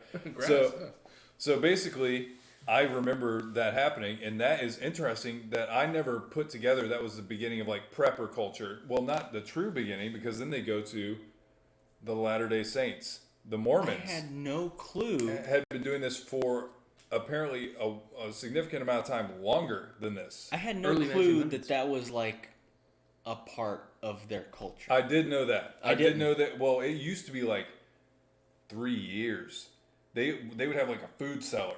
It wasn't a little thing like, oh, I'm gonna have a can of ham in the garage. It's like I'm gonna have a food cellar. My family will be able to survive for 3 years. But then it shifted. Now I think they say like a year, things like that. But that No, it was started as a year, and now it's gone to 3 months. oh, But they, that I came got because my breath. they were persecuted in every state they tried to settle down in. Yeah. Until they got Salt John Lake. Smith got killed in Illinois. Somewhere in the Northeast. Right, and then they ended up moving west.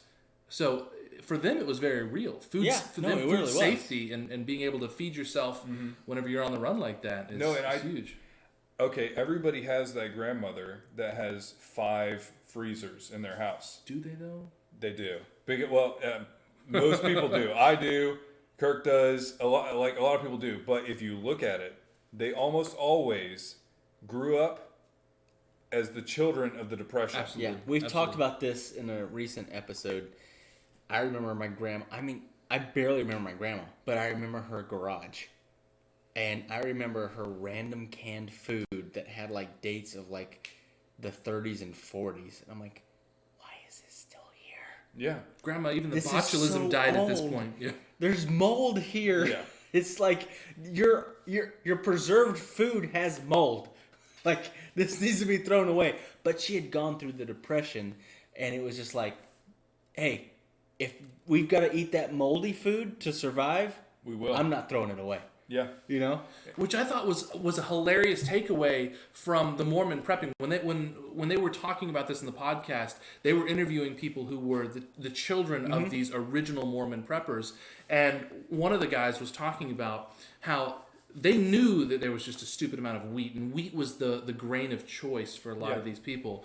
And they said it wasn't until the people had sold the house and the buyer bought the house from them and then tried to knock down one of the walls that they realized that it was a false wall with stairs, and everything was made of buckets of wheat that were 50, 60 years old at this point. Instead of insulation, they just like, hey, there's hollow walls, let's pour wheat in here. It's like, that's kind of the same as insulation, right? We just Owens put Corning wheat. has nothing on these people, Yeah. you know? Like, It's, can't eat fiberglass. honestly, I do appreciate I do. the dedication to it. It's kind of And- goofy, but I get it. No, and they also talked about, I can't remember her name now, and I feel bad, but there was Esther? someone... Esther? Esther. So the one who I don't used remember her Esther's last name, but it was 100 recipes. Esther. she used wheat to make everything. She had 100 recipes from 4 ingredients. Well, okay, let me see if I can remember it. It was wheat, honey, salt. Powdered milk. They were on the list. Yeah, That's it's- hilarious. it's I was right- trying to yeah, remember it. it's right there. It's right in I front was, of you. I was literally unfolding my fingers right into the list. Okay, well, I had it. Yeah. No, but you can edit that out. No, Put but the it time code really down. is incredible because she would like make meat substitutes and like Yeah, it was funny because she gluten said they sausages. talked about how her family was like the test kitchen for some of this stuff. I'm sure they hated some of it. And I think one of her kids was like, yeah, one year she made gluten, what was it, drumsticks Yeah. for Thanksgiving. Could you imagine looking forward to Thanksgiving and then you get gluten, like I don't- fake gluten drumsticks? How Focusing on my macros. I don't even know what that even means. yeah, I don't It know. I doesn't really sound don't. good. I don't know what that means either because gluten is like in bread, but what does it mean? I to think be a of bread drumsticks. Yeah. That's what I think It's like a of. glue-like protein. So, I mean, she probably didn't deep fry it. She probably baked it. Or, No, but what I'm saying is like you have to build up gluten to make a loaf of bread. So like, was it just like a drumstick shaped piece of bread? and what was the bone made out of? More gluten? She probably took real chicken bones and was like, hey, I'm gonna Just trick stuck a- 'em. stuck I'm a- going to trick them. Yeah, it's like I'm gonna ruin this roll by sticking a bone in it for no reason. Yeah, maybe. Who knows? I don't know. But It wasn't pleasant sounding. But in general, the entire premise of finding 4 very accessible ingredients and finding ways to stretch that beyond what this beyond the sum of their parts and find ways to make that so that that's a quality of life thing. Because yeah, you could just eat wheat. You know, that's been done for a long time. You heat it up. It's oatmeal, Boil it's it, you millet, grind it, whatever. yeah, You know, you whatever. just eat it. It's food. This is that next level where it's like we're not just going to eat this, we're going to eat this elevated, you know? And so there was some element of the ingenuity Yeah, and I mean, the they took dedication to it. 4 ingredients and made over 100 recipes out of it. Yeah. So Like just different ways. I mean, it was just, and they named them, and not all of them sounded horrible, like the gluten drumsticks. Some of them sounded pretty good. I thought that was kind of interesting too, because the way they portrayed a lot of the preppers is the militarized doomsday bunker type building preppers. a lot of that times it does go hand in hand. absolutely, but they said that Esther wasn't like that.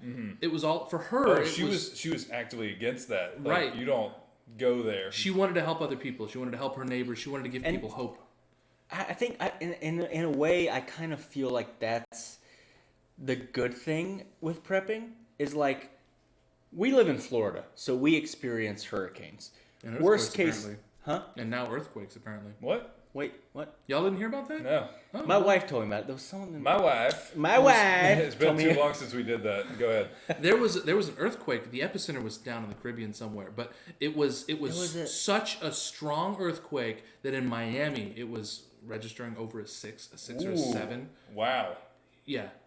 Like, We don't have earthquakes in Florida. No. Like, that's not a thing. No, we don't. I don't think we're on like a fault line. We, Like, we there's have nothing. gators. We have Florida man. We have mosquitoes. Hurricanes. We have all that jazz. We have- California has earthquake. Apparently now we have it too. I did not know that. That's crazy. my though. wife told me Move that. down to Florida. I didn't believe it. I'm like, there's no way. I mean, This message was Whatever. brought to you by Discover Florida. We now have earthquakes. Enjoy. but I mean, I forget what we were talking about. We're talking about Esther talking about- being amazing. Beatrice. Beatrice? Her name was Esther. Yes. Her name's not Beatrice. I think it fits. It does. It works. Good for time. But what was I saying, though? I was saying something that was trying to make a point. You know, something that came to my mind while you think about what you were thinking about is Esther, with all of her 100 recipes, she couldn't have seen the oncoming collapse of the bee population due to Monsanto. She could not. I agree with you. And unfortunately, that limits the amount of local honey that you could source in the event of a doomsday prepping situation. That's accurate. And Epstein didn't kill himself. You're throwing out This is gonna get throwing edited. out all of them here. So okay, yeah, sure. I mean, yeah, it probably is going to get edited. It does seem sketchy.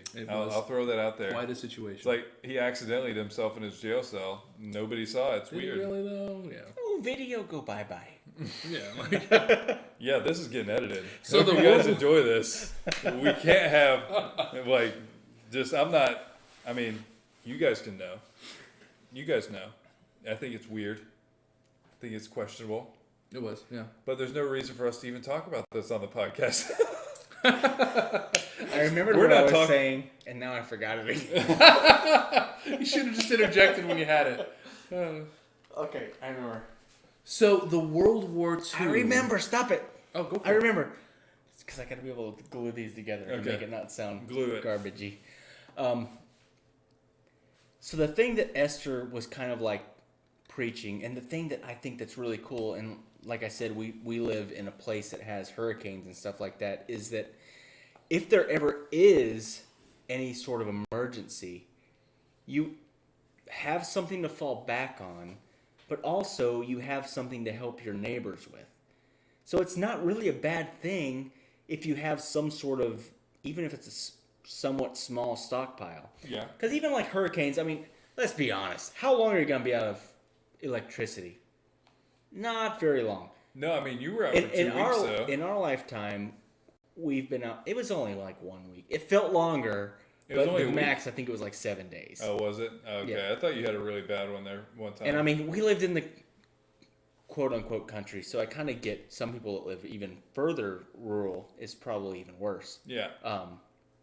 But we kind of lived in an area that it was like the last place to get fixed on the grid because we were on the outskirts.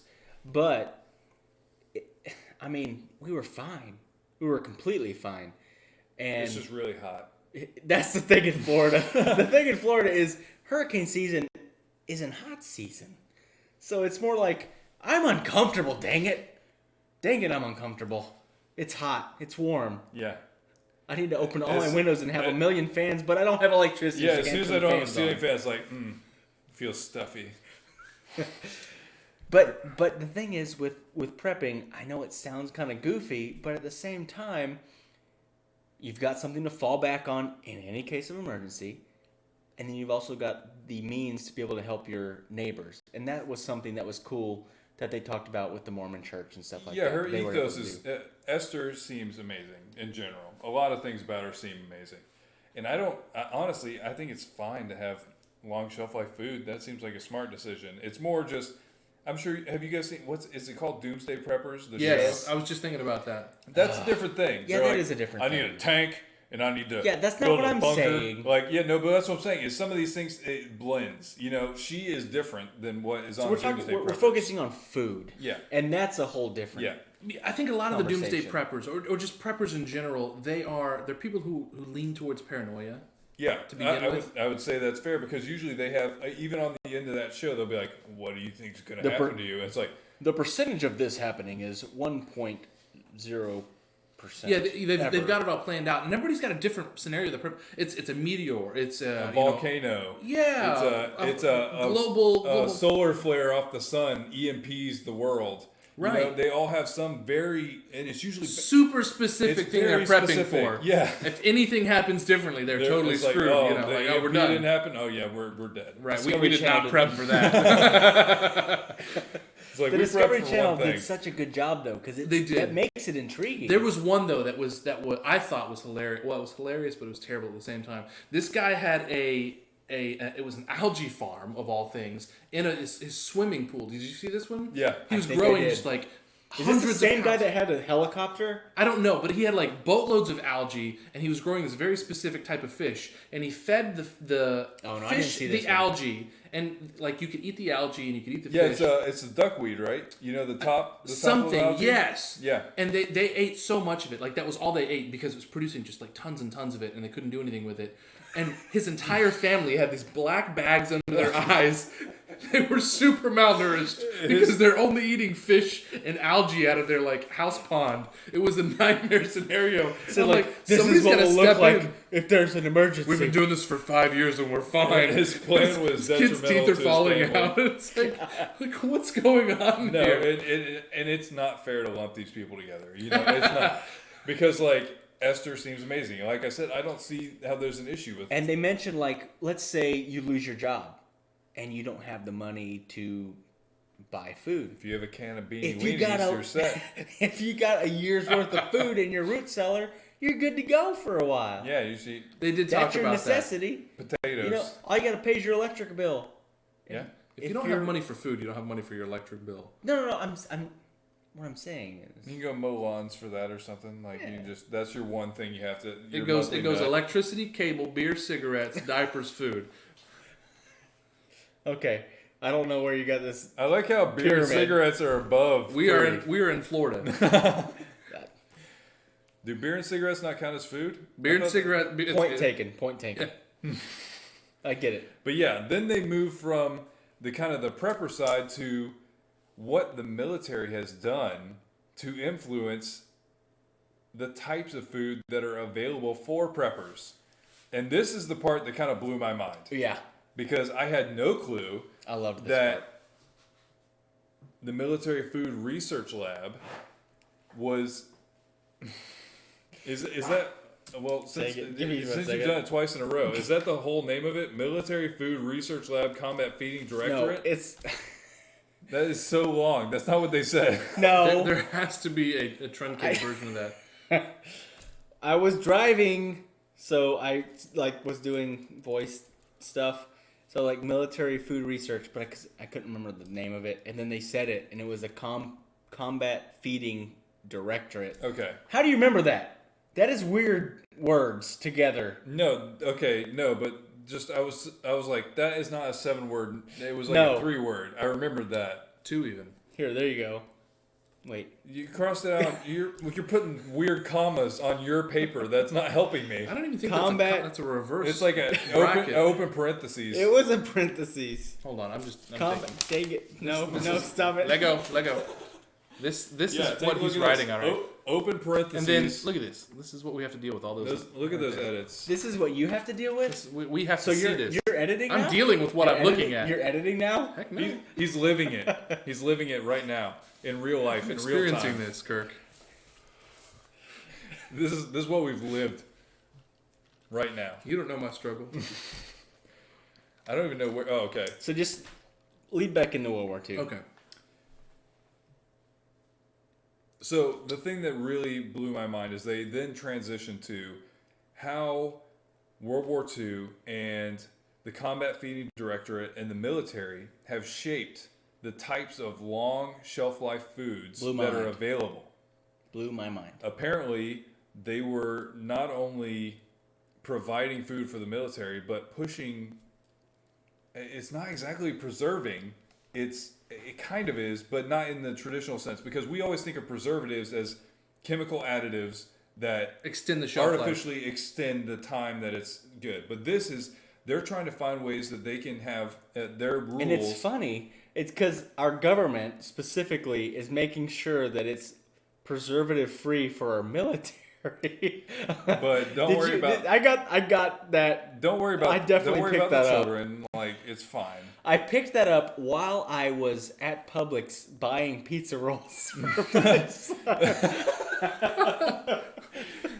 Chemical infused pepperoni. I had an existential crisis in the aisle of Publix today because I'm like listening to this and like, oh no, we don't put preservatives because it's our military, and I'm like, I'm buying pizza rolls. What, Dang it.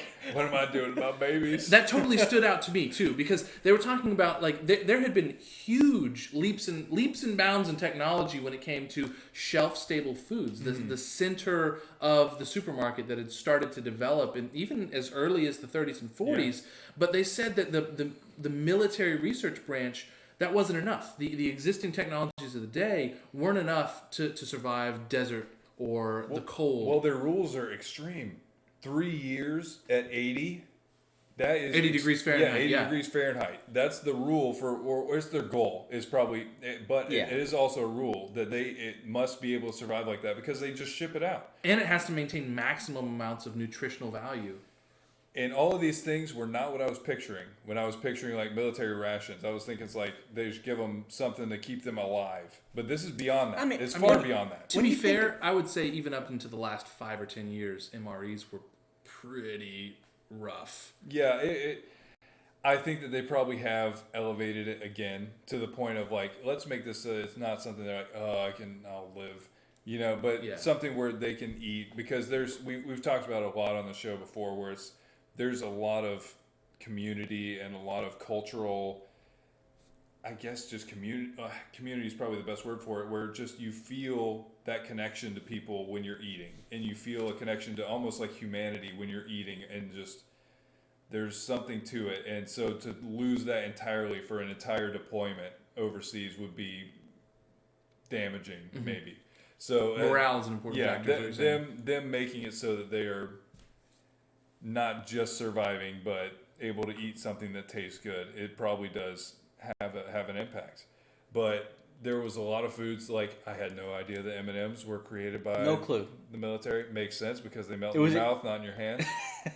They were produced exclusively for the military for the duration of World War II. Yeah, I had no. They were still made by Mars, but still, It's like Disney making propaganda for the military with Donald Duck. I thought you were going to say, was that a recruitment thing? I thought you were going to say Doritos. Were Doritos military exclusive? No, they were made by Disney. I feel like Pringles were. What? Were they really? Yeah, it was stale tortilla chips, right? Or no, it wasn't Disney. It wasn't Disney. It was somebody else. But it was literally, they found that they could turn stale tortillas into deliciousness by putting a bunch of powder on it.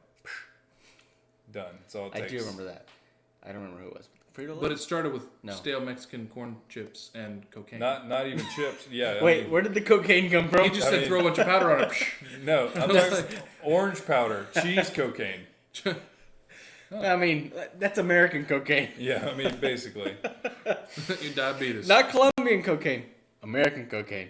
Which is... It's Dorito dust. Dorito dust. Y'all will lose your monetization with the word cocaine. Yeah. Yeah, no, that's probably going to get cut. Wait, No, what monetization? What's monetization? Yeah, I mean, don't worry about it. Don't cut that. This is too good. That back and forth was good.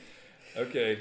Okay, I did want to talk about the pouches. Because that blew my mind. Because they talked about tuna being in cans. Big tuna. Or... if you think about it, you go to the store and you see tuna in other packages. What are the packages? Retort pouches. Basically, in envelopes made out of metal envelopes. No, they're plastic. Are they not metal? I don't think they're metal. No, they're totally They plastic. mentioned they were like, okay. They were comparing it to the metal cans that require a higher heat for longer. Maybe that's what. No, it is. I mean, first of all, I'm right there with you. You on can cut this. that part. I've seen these pouches of tuna. Me too. I didn't realize they tasted better. Yeah, I didn't realize the reason. That's what I wanted to talk about. So say that again. Yeah. So they talked about how these pouches, because of the way that it's the same amount of tuna, but in a smaller. I guess it's more spread out within the more pouch. surface area. Yeah, so they're able to get the tuna to a certain temperature in a shorter amount of time, so it's not affecting The flavor as much. So anything that's in a pouch, it's gonna taste better. it's gonna taste better. I would more not, original. I put an asterisk on that. Definitely, anything in a pouch is going to taste better. Capri Sun. I don't know what else is in a pouch. There's limited things. First of all, not a whole lot of food comes in a pouch. Go-Gurt. What comes in a pouch? I don't even know. I am sure there is pouch-laden food that is just trash. See, now I'm gonna go search for all the pouches. I'm only gonna buy it if it's in a pouch. If Then there- you will end up with a pouch. Like, If there's not a segment called Pouch Watch next week on Todd's, I'm gonna be so mad. Paunch. Go on. Paunch watch. Pouch Watch. And every week there's a selfie of Kirk, and he's just like, "Here, check this out." No thanks. It's Fupa Friday. Like, Honestly, I would sub to that. You would sub to my Fupa Friday. Thank Not you. yours. Thank you, Zach. Not yours. I am Anybody flattered. else's. well, now we know it's king. You're not wrong. That's my entire Google search history. Beanie weenies and fupas. I mean, they go hand in hand. No, Kirk Fupas. It would take 2 hands to carry all that. Takes you to carry all that beanie weenie fupa. This gets so hard cut. 600 It better. It better. It Oh my better God. get cut. All right. I guess we need to address the chat. 'cause So this is what we call a point- hard edit. Yeah. Where the things that we've just said, we cannot have on the episode. And so it will be cut. And you are the only people that will hear this. This will not exist in the future. Oh man. I guess this is the beauty of a live chat. Yeah. You It get to is see interesting. this. I don't even know where we were before Beanie Weenie Fupas. I just My mind blanked out.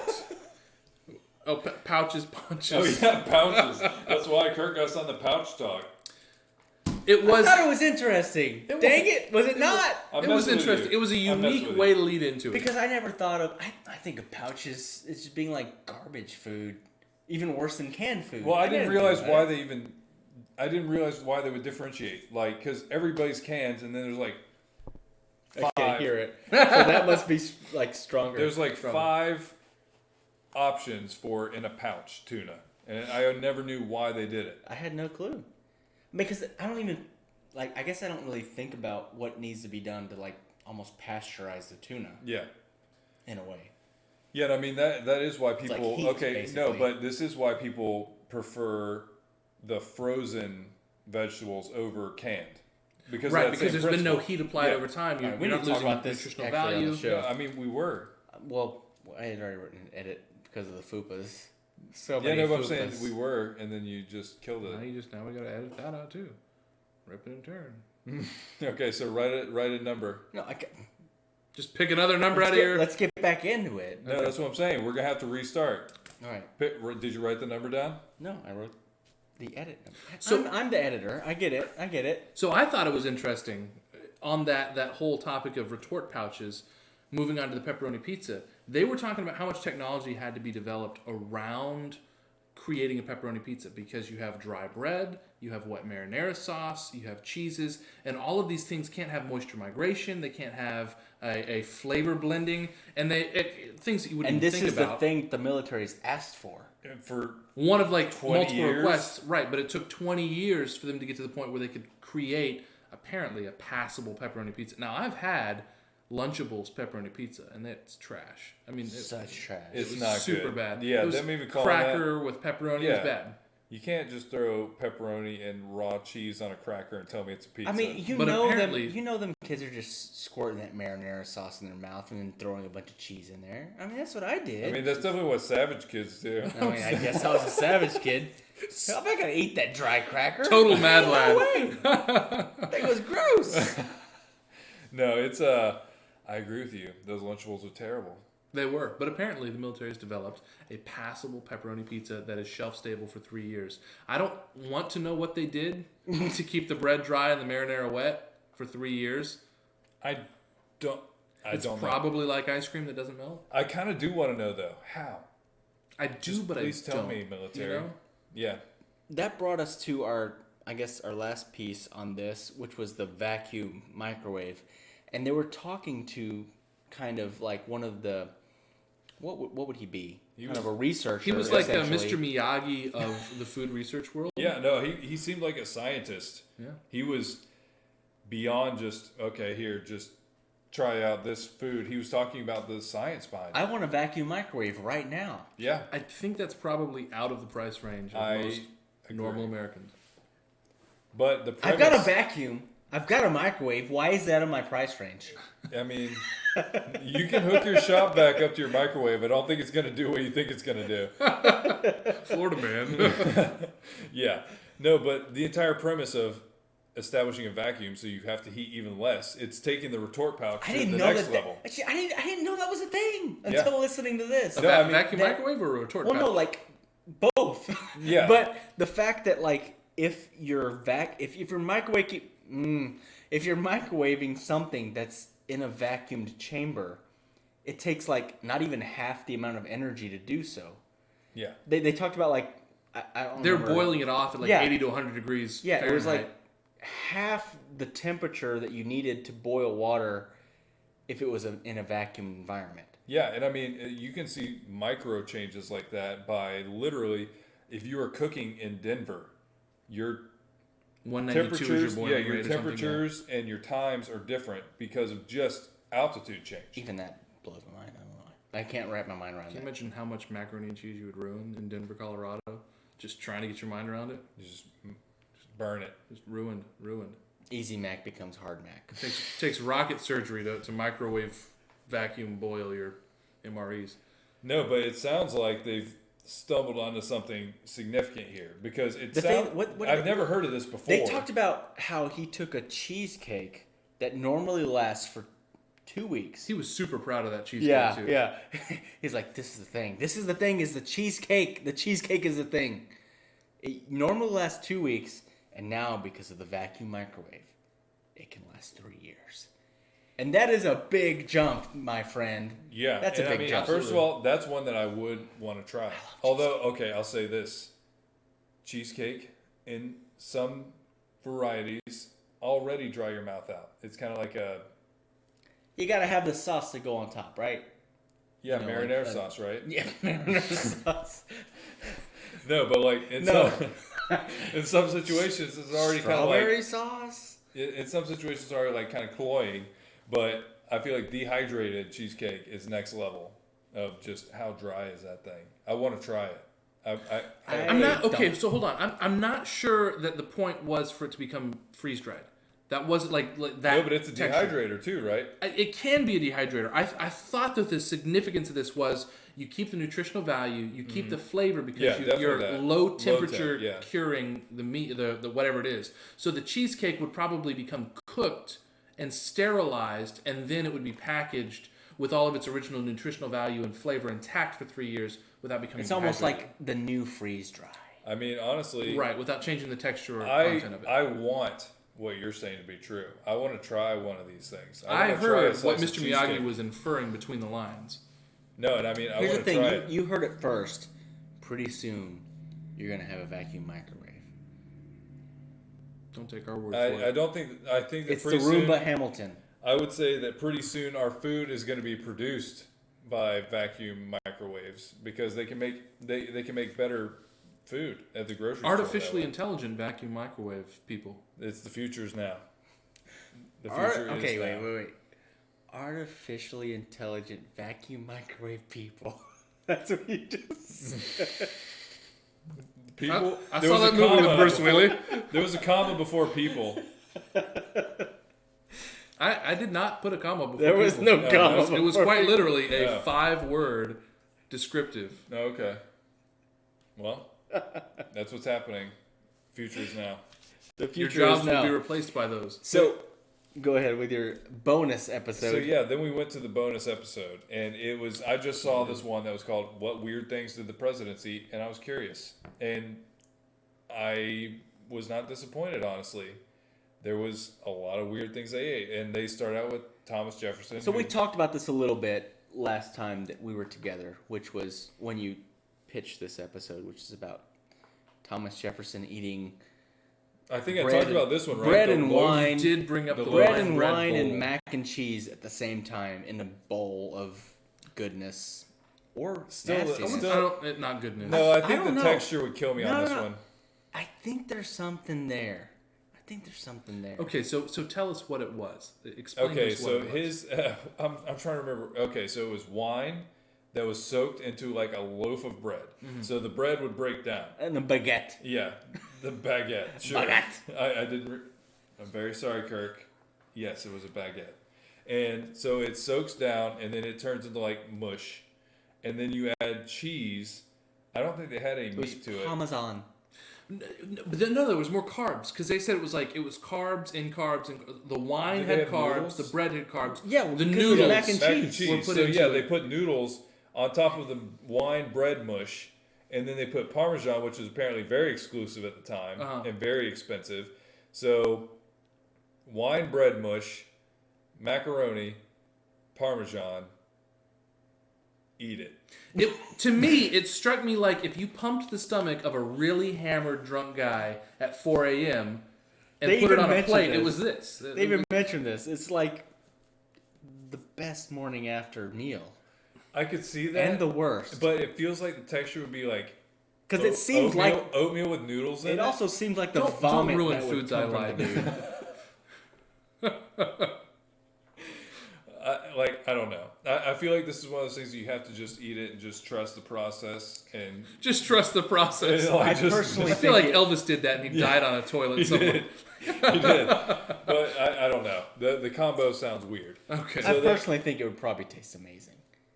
It doesn't sound good, but I feel like it's one of those things that would probably taste great. I feel like if you're already drunk, you could probably stomach it. I don't know. It seems weird. Back then, you know what? Their standards were lower and they probably didn't have much else to do other than be drunk. Yeah, I don't even know. Why are you But then stifling a laugh, Kirk? What's going on? But yeah, then we had some presidents who tried. Okay, there was one who ate something called ortolan. What was ortolan? It's a little songbird that they would fry up and then just That even God doesn't want you to eat. yeah. That's right. No, post-revolution, post-French Revolution. This was like the do not eat pure representation of being like rich aristocracy evil, right? Yeah, this was it. This was the thing. And they would cover their face with a napkin while they So ate that it. God could not see them eat it. They're eating a tiny bird. They're eating a baby bird. Didn't seem like that. Let's be honest. It does They're seem eating extreme. a baby bird. It seems extreme, but the fact that they felt that bad about it and still did it Who did says this? something. Who did this? Fancy boys. Fancy boys. They did this in What president did super this? bougie restaurants, Johnson. though. Yeah. Andrew Johnson. That's right. Super early president. Yeah. That guy was president. No, that's the thing. Is everyone was like, who? It was the guy that took the place of Abraham Lincoln when he was assassinated. He wasn't. He was not elected. Yeah. So that was the kind of the weird, goofy thing about that. But yeah, here's my thing: is the fact that they felt like they needed to cover their face so God couldn't see them, but they still did it. You see what I'm saying? These were like the Freemason, early Sure. Illuminati type people. there was a lot of like there was a lot of ritualistic. symbolism and yeah, Right, yeah. There was, but still, like that's extreme to be like, I don't want God to see me do this, but I'm gonna do it because it tastes good. And Like, if you know, like a little thin napkin is gonna block God's sight, then you know, I don't come know. on. What kind of God you serving? Yeah, bro? just kind of a weird thing, you know. And then we had I'm guessing Taylor is Zachary Taylor. It was Zach. Zach, you did Good this. old Zach Taylor. Zach, you ate turtle? No, I did not eat turtle. I haven't ever had turtle. I haven't either. I've had some of these things. I on the feel list. like I've Have had you had sea ortolan? turtle. I feel like I I've had haven't. sea turtle. You've had turtle? Yes, I've had not ortolan. I don't know. I've had pheasant, quail, something, whatever there's a tiny bird. Oh, quail. I Yeah. think it was quail. I shot one. I've eaten lots of doves. Maybe it was doves. I don't remember. All I remember is Anyway. like with the smaller birds, you just once they've been shot with bird The shot, good you just thing reach in there is- and rip their rib cage. It's surprisingly easy to get the Oh, we have to edit that out? My bad. Surprisingly easy It was to disavow the birds. I was shocked that they got rid of all the rest of it. They're like, oh, this is what you do. Okay, there you go. You know, just It is really easy. tear down. Anyways. I didn't realize hunting was against the law. No, That was America. we've talked about hunting, but you just talked about disavowing bird. He might leave It's not it. my Who channel. knows? I don't know. But turtle. Turtle. Yeah. Okay. Turtle. You said you ate turtle? Sea turtle, I believe. Wait, okay, I do need to know the context of where you think you ate it. And why do you just believe you ate sea turtle? What else could it have been? I was under the impression that it was sea turtle. But, Oh, I mean, okay. for all I know, it could have been imitation crab meat. Because what do I know? Where was that? It was at a like a fish fry. Okay. Okay. Yeah. So, I mean, they had the frog legs, and they had like the different... It was like a wild game cookout, but like for seafood. Yeah, everybody who had like been on hunts or done different things, they kind of empty their No, we've deep done freezers We've out done with all this stuff. We've Yeah. done on a wild game cookout. You bread it, kind you of thing. fry it, different Yeah, types of meat everything get in tastes the there. same. You don't know what's what, If it's fried, it all tastes the Dude, same. we'll let you know Let's when the be wild honest. game cookout's coming up. Yeah. It's fun. You should Jethro's go. grandma might have made it in there. You don't know. Everything's got breading on it. Yeah, I don't think I've ever had turtle. I remember I was told that I had shark before. Pretty much anybody who's eaten tuna has had shark and dolphin. I didn't know that. And I've also heard that a lot of people who are eating shark fin were actually eating stingray. Well, dang it! It's one of those things that It's probably they're go- pretty they're, similar. They're gonna get you. They're gonna make you think you're eating what you want to eat. So whatever you're paying for, they're gonna give you the one step below and then charge you. Not even necessarily a step below. Sometimes they just come out of left field. Oh, you want another one? Wasabi? Not Horseradish? wasabi, it's horseradish, yeah. No, Wasabi that one's oxidizes easy. super fast, yeah. So. They're, if you're in America, you've hardly ever had wasabi. No, it's horseradish. Same thing goes with Wagyu beef. Kobe and Wagyu beef. Well, yeah, that makes sense too. That's bullcrap. It's They're monkey meat. allowed to say pretty much whatever they want. Monkey meat. Monkey meat. You made my son believed you the other day when you told him that we were eating monkey meat for lunch. I told him I was Sheesh. joking, but it was McDonald's. You now have monkey It's age. McDonald's. Yeah, Oh, like my he was eating what they call McNuggets because they have to name everything. I thought McNuggets were safe, right? Like McDonald's we were- McNuggets aren't the bleached ammonia ones. That's like that's Burger Mm. King and Wendy's. No, I thought McDonald's nuggets were I mean, the texture of white that- breast meat, mechanically I don't separated. know. Yes, okay, mechanically separated. But I thought that they were only I don't white know. breast meat, whereas the Burger King and Wendy's ones were I'll be honest, the I ammonia don't- bleached junk. I honestly don't care what piece of the chicken I'm eating. No, chicken. it's heavy. Okay, maybe. There I is feel- definitely a difference. Know Are we gonna this, have to write another edit? know this. I Know think this. that's be- pretty good. I think this is well No, worth. no, no. We're know fine. that. Know this before you watch it. It will scar you a little bit. But there's a YouTube video called Pink Slime that's about them making I have totally seen that one. mechanically separated like chicken products. It will make you not want to eat them. It's not great. It's pretty disgusting. But I've also seen them. They show a group of kids how they mechanically separate chicken, and then they have a chef come in and he cuts like actual chicken and makes like chicken nuggets out of like an actual piece of chicken. The kids want the McNugget. They don't want the Real I mean, chicken. chicken To nugget. show like I get an that. 8-year-old kid what it's like to butcher an animal is probably No. pretty They didn't like shocking. murder the chicken in front of them. Like it brought in a not piece murder. of meat. No, but what I'm saying is like they didn't bring in a live animal and then make them chicken nuggets out of it. They had a piece of chicken. that This they- is Matilda. She's like- so sweet. Everybody it's pet like, Matilda. Time All right. for dinner. Yeah, no, it wasn't that. No, but it's That's interesting the way to Ellie see. brought up. It's interesting to see kind of like how they market you. You know how they try and influence your mind on how you're eating things. It totally makes sense. Yeah. Hey, It's a chicken McNuggets look like boots, but I don't care. They taste pretty all right. Did you say smell like boots? No, they look like boots. they're made from boots. Don't they have like preset shapes? I'm sure they do. I'm pretty sure they have like 20 different. It's- Why didn't they make them dinosaurs like Tyson? It's out of an does? extruder. I mean, it is Tyson, right? They've already got Is the it molds. Tyson? Isn't it? I don't think it's Tyson. Dang it! Here we go. Who knows? That's their own. We're on wild speculation. We'll move past We're it. going off of YouTube videos Yeah. now. And then the last note we have here is that President Polk tried bear meat I would be a little sketched out about bear.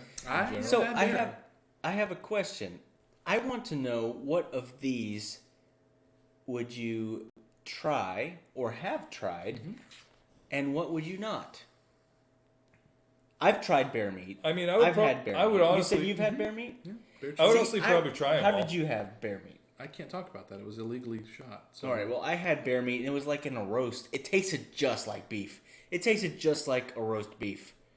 Honestly, Not even a as- little bit Right, different. when it's cooked down, it's not. Okay, were the ortolan? It's gamier than that. At least in the chili form, it was. The way that I had it, it didn't taste like. Were the anything ortolan different like than beef. endangered?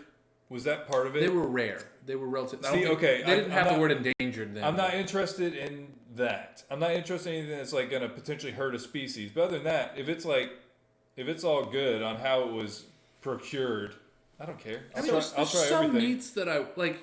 The whole I listened to an episode about insects and bugs. Mm-hmm. I would have to be really desperate for protein to want to go into that realm. I have eaten a cricket.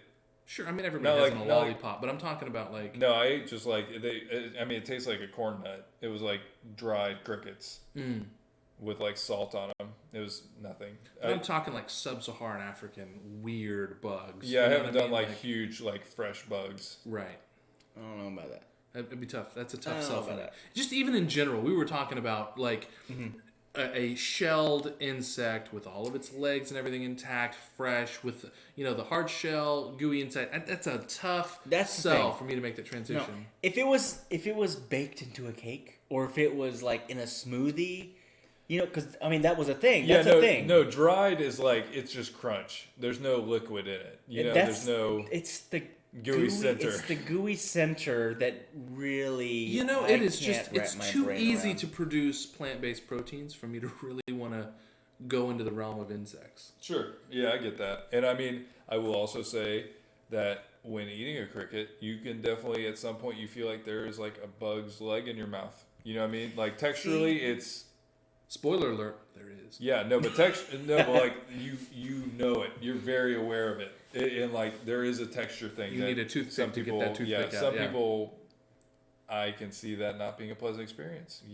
I mean, but But other than that, This may make no sense, but I think I could do the ortolan, but not do the sea turtle, and I don't know why. Like there's like this. I don't know. I don't know how to explain. ortolan just sounds like It's lavish. just okay. Here's the honestly, thing. if it's just a bird and it's fine, like I don't like it's fine. I've I don't eaten care. many birds. Just because it's a smaller sized bird doesn't bother me. You're missing the cultural context. We're talking about within 30 years of the French Revolution. They took all the aristocracy, they killed them. I'm not taking the cultural. That was context. literally the only reason why it was taboo. my Oh thing yeah, with if that's like. the only reason. Whatever. Yeah. Yeah. I mean, especially if it's like an adult bird or whatever. I don't care. Yeah. Yeah, so it's a total non-issue. What about veal? I've eaten veal before, and I'm not crazy about it knowing what it is. Yeah. When I was younger, I ate it all the time with my family and stuff, and then I found out what it was because I went to Argentina hunting, Oh yeah. and I Okay. saw them, and literally it was cows Chained to the that were ground. chained to the ground so they couldn't walk, so they couldn't get exercise and get strong muscles. And I'm like, what's that? Like, oh, that's gonna be veal. I'm like, wait, those baby cows are gonna be veal? I don't Doesn't like the make way sense veal to is me. typically prepared in Italian dishes, personally. Highly seasoned, real thin slices. To me, it's more about how it's used than it is. To me, there's a diminishing return to whether or not if it was like the most amazing tasting thing in the world, sure. But it's not. It's not that much better than a freaking awesome ribeye. I love a ribeye. Yeah, I me mean, too. It's just different. I would say it's just it's different. different. And the same thing with like even abalone. They were talking about that with Roosevelt. Yeah. And like if it's so hard to find, so special and stuff like, but it tastes like a clam mixed with an oyster, who cares? But it's a snail.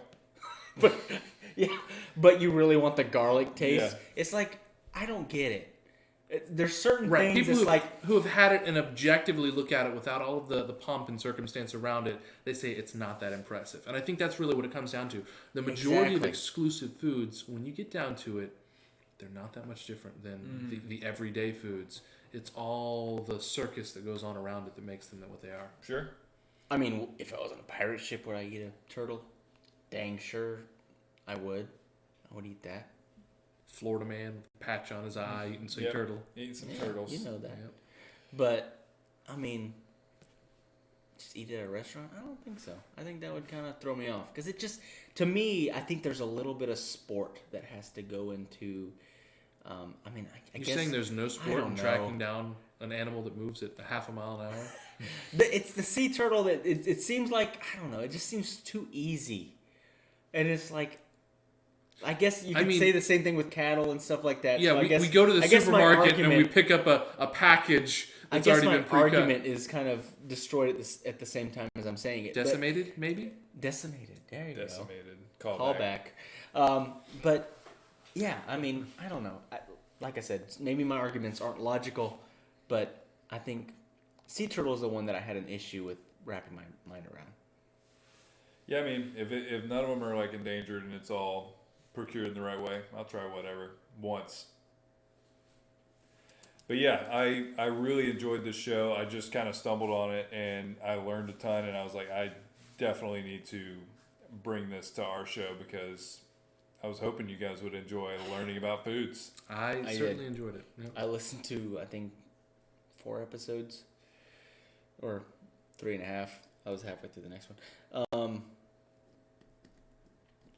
We probably should have talked about what we're going to recommend for next week. You. You got me. So I would like to recommend the show for next time, and it is called 1619. It is a show produced by the New York Times that outlines the impact that, and it's kind of a tough thing, but I feel like you have to explore tough things sometimes, and it's Black History Month, and I feel like sometimes you have to explore tough topics. And this is talking about how African Americans, and then in the future just Black Americans, would impact so much what America has become.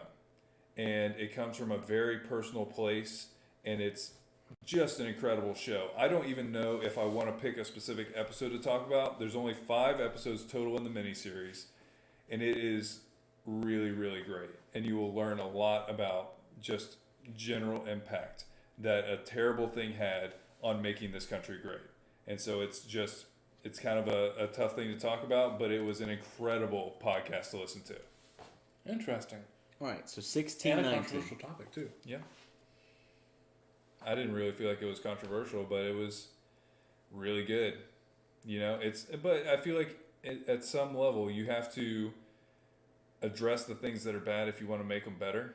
You see what I mean? You have to address. See, the we've talked negative about things. this in the past about like whitewashing stuff to where act like it didn't Yeah, happen. pretend And then that you don't. bad things you didn't don't happen. Super learn, dangerous, You yeah. don't learn from the past if you erase the past. Yeah. And you don't teach. You know, I've talked to my kids. I've literally talked to my kids about this. Like, are you learning about this at school? And they're not a lot of times. That's not to say you need to keep statues up that represent figures who are who celebrated or fought for things that we're against now. But you know what I mean? I feel like they rewrite history books to leave out a lot of the bad that happened, and it ends up getting repeated over and over and over again. So I think you're absolutely right. Sometimes you gotta face the music, and there's some elements of history that are unpleasant across, and that's not just American. That's life. Yeah. It's just life. Sometimes life gives you a smallpox blanket, and you just get stuck on a reservation. You have to cut that one. Thank you for listening so to the good, PDS.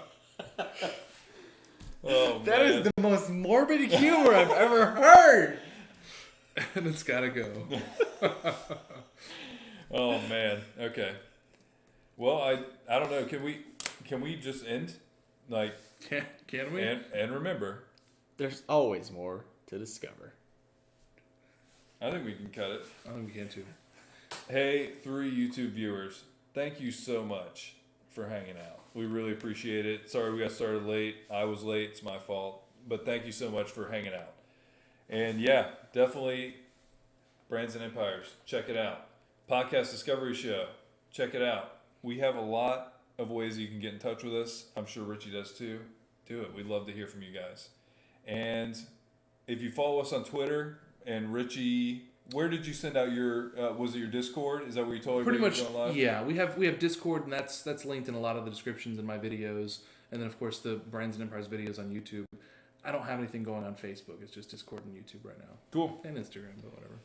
I can't read any of that from here. They haven't. They're all asleep at this point, and I mean that's fair. I get honestly. it. But I'm yeah, asleep. thank you so much for listening. We're out. See you guys. Bye.